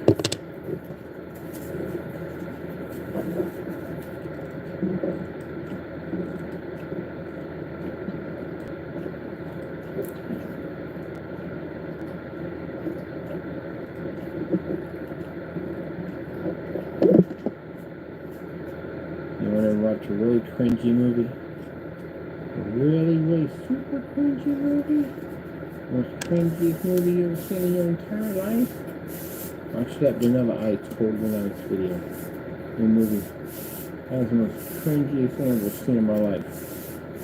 You really want to watch some cringe? Watch that. Watch that whole thing. I guarantee. There was a cringe contest on the thing. It was bad. His lines were so corny. Oh, it was so corny. Oh my, it was so corny. It was beyond corny. It's beyond cringe. It is definitely cringe related. Get a bunch of friends together and basically do the water thing, fill your mouth with water and watch it. I bet you won't even laugh. It's horrible. We're trying to act like this gangster at the end of the day. Especially when he has a motorcycle and he jumps over the side of the fence and comes down and said, hey, drop that zero and be with the hero. I'm like, oh my God, I did not use that line. It's so corny. That's almost as worse as telling the woman that it hurt. It hurt and you fell from heaven. Now it's just funny to tell because it's hilarious to do. That's what I was doing. I told you I went to the post office. My ex went in first. And I went in last. She got in the line. She flew up farther in the line than me. I was behind her. So I was messing with her. The post office was like, psst, psst. Yo, can I get that number? Can I get that number? I was like, say, get that number? I can get her number. I think she's pretty. I think you can get her number. I think she'll talk to me. I haven't talked to a woman in a while, so I'm gonna brush up here. I'm like, hold on, I'm gonna brush up. I walk up to her, and everybody be watching me, and I said, hey, I gotta ask you a question. Ask you a question. And she already know I'm up to some nonsense. She ain't paying me no money. I asked you a question. Did it hurt when you felt from heaven? Everybody like, oh no, you didn't use that. No, I said, oh no. You gotta bring it back, brother. You gotta come back. You gotta bring it back. We gotta bring it. Okay, I'm coming back. I'll be back. Acting up the line.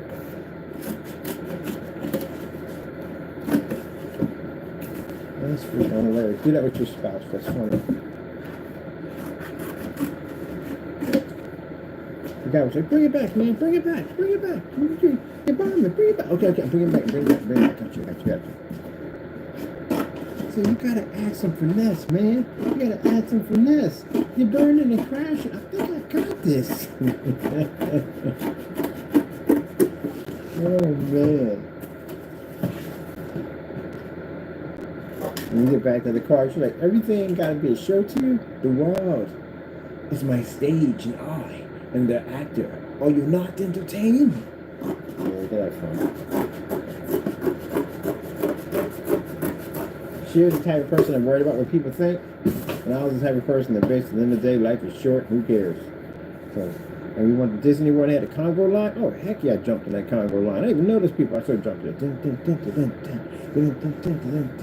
Like, how the fuck can you do that out of nowhere? I'm like, for sure. Go out there and have fun. Get out there and have a ball.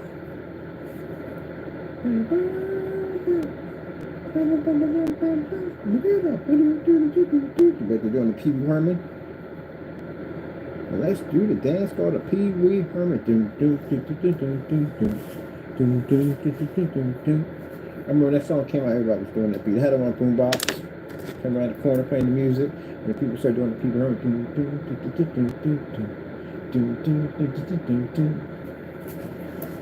That's one thing about having a ghetto blaster. If you walk through a block and you start playing music, people start dancing.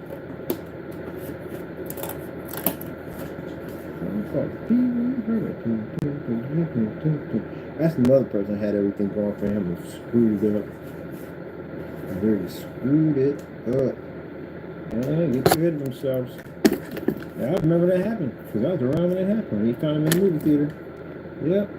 And he looked different too because he had a beard and everything. You're like, oh shoot, that's Pee Wee? What the freak? Yeah, had everything going for him and screwed it up. That's what you have to understand, man. When you're doing that, anything involving kids like that, man, paparazzi is hunting for you. They get a shot on you, you're worth money, a lot of money. They get a shot of you doing something you're supposed to be doing, and that they gotta fire you. Executives up top, they gotta get rid of you. They gotta fire you because again, they can't have you in there. You represent kids at the end of the day. They can't have you up there like that. So yeah. He lost his job. He also had a movie and everything out. He was at the prime of his career and he just jacked it up. All that would do. We'll figure a way to jack it up. He jacked it up. He messed it up. Had a couple of movies. Had 3 movies in all. And with toys and all kinds of stuff. It was a Pee Wee Herman craze, man. Everything was Pee Wee Herman this and Pee Wee Herman that. And he just jacked it up.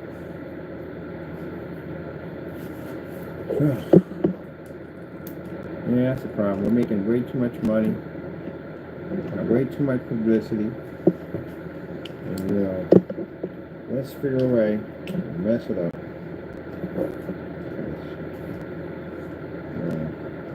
Got an opportunity to do something that a lot of people don't get a chance to do.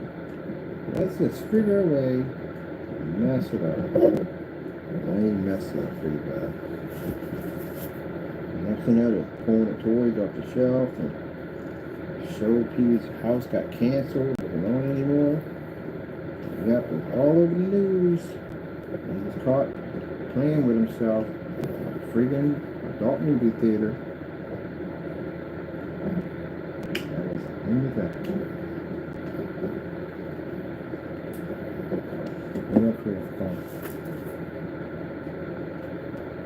After that, he got arrested. They arrested him.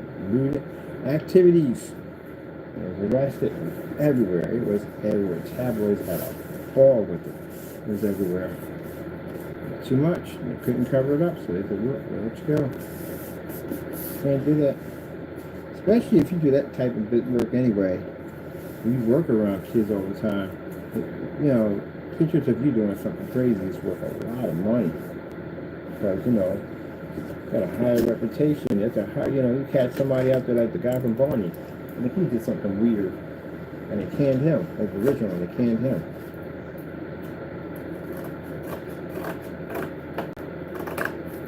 You look for them. Those ones are gold mines at the end of the day.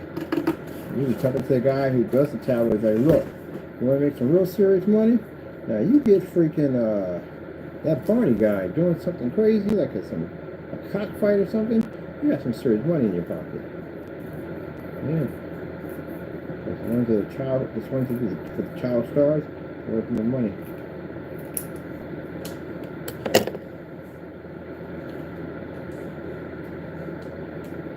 At that time with Gary Coleman, poor dude, he's gone now, but with Gary Coleman, you know, his parents took his money, and he ended up having to be a security guard. That's the only work he could get, because he's a child star, remember? He didn't have any kind of job experience or anything. He was a child star.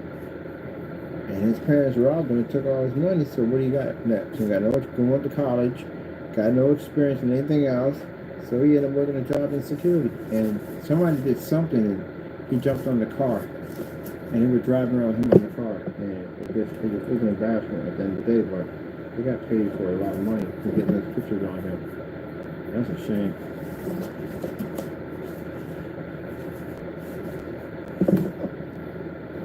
Tabloids. You know what you do? They should have a tabloid that gets into the lives of tabloids, so they can always feel like that'd be fun. I watched that. Church, I watched that show. So wait, we have a show about people that, these are aggressive tabloids that basically go out and film everything that other tabloids are doing. Yeah, because they get a kid takes no medicine. Can't go anywhere. We got a camera in your face 24/7 saying, what are you doing? What are you doing? What are you going to do? I better go in the trash can? Where'd you get it from the trash can? You get it from the trash can? Oh my goodness. He's getting drugs in the trash can. You get drugs in the trash can. Like, mess up their lives at the end of the day. Like, wow, that's how you really treat people? That's how you treat people. I'll tell you, a fantastic, I would love to see. I would pay so much money to see it, it's not even funny. I would like to see a show where they do DNA testing against people that are white supremacists to see if you got black in your blood. I saw that one where that guy who was supposed to be, he was trying to convert this town to all white, and found out that they did a DNA test on him, and he had African American in him. But not every African, not any kind of African American. He had a tribe in him, a very, very interesting tribe. And yeah, they turned on him in a hot second. He had to leave that town. They freaking vandalized his house and put SWAT stickers all over the place. If I'm saying that correctly, I do apologize if I didn't. Yeah, they tore his place up, man. He can't come back to the town. They'll kill him. But yeah, that'd be an interesting show. I would watch it. On the DNA test, you are 100% African American. They would lose their mind. I think that'd be a fun show to watch. How do you know that you're not having African American descent in you? And then going and talking about how your ancestors and so on and so on. So the anti-Roe show, that's stuff. Okay, well, we're going to do the DNA test. Come back. I would watch that show. Somebody please come up with that one. That'd be a good one. Come back and say, well, in the test we have found, you have African American. And it's because tribe is and so on and so and so. Now, I think some of them, they're not that bad. They probably will accept it. So you know what? Change is good. It's time for change because they can't go back to their life anymore. That's done.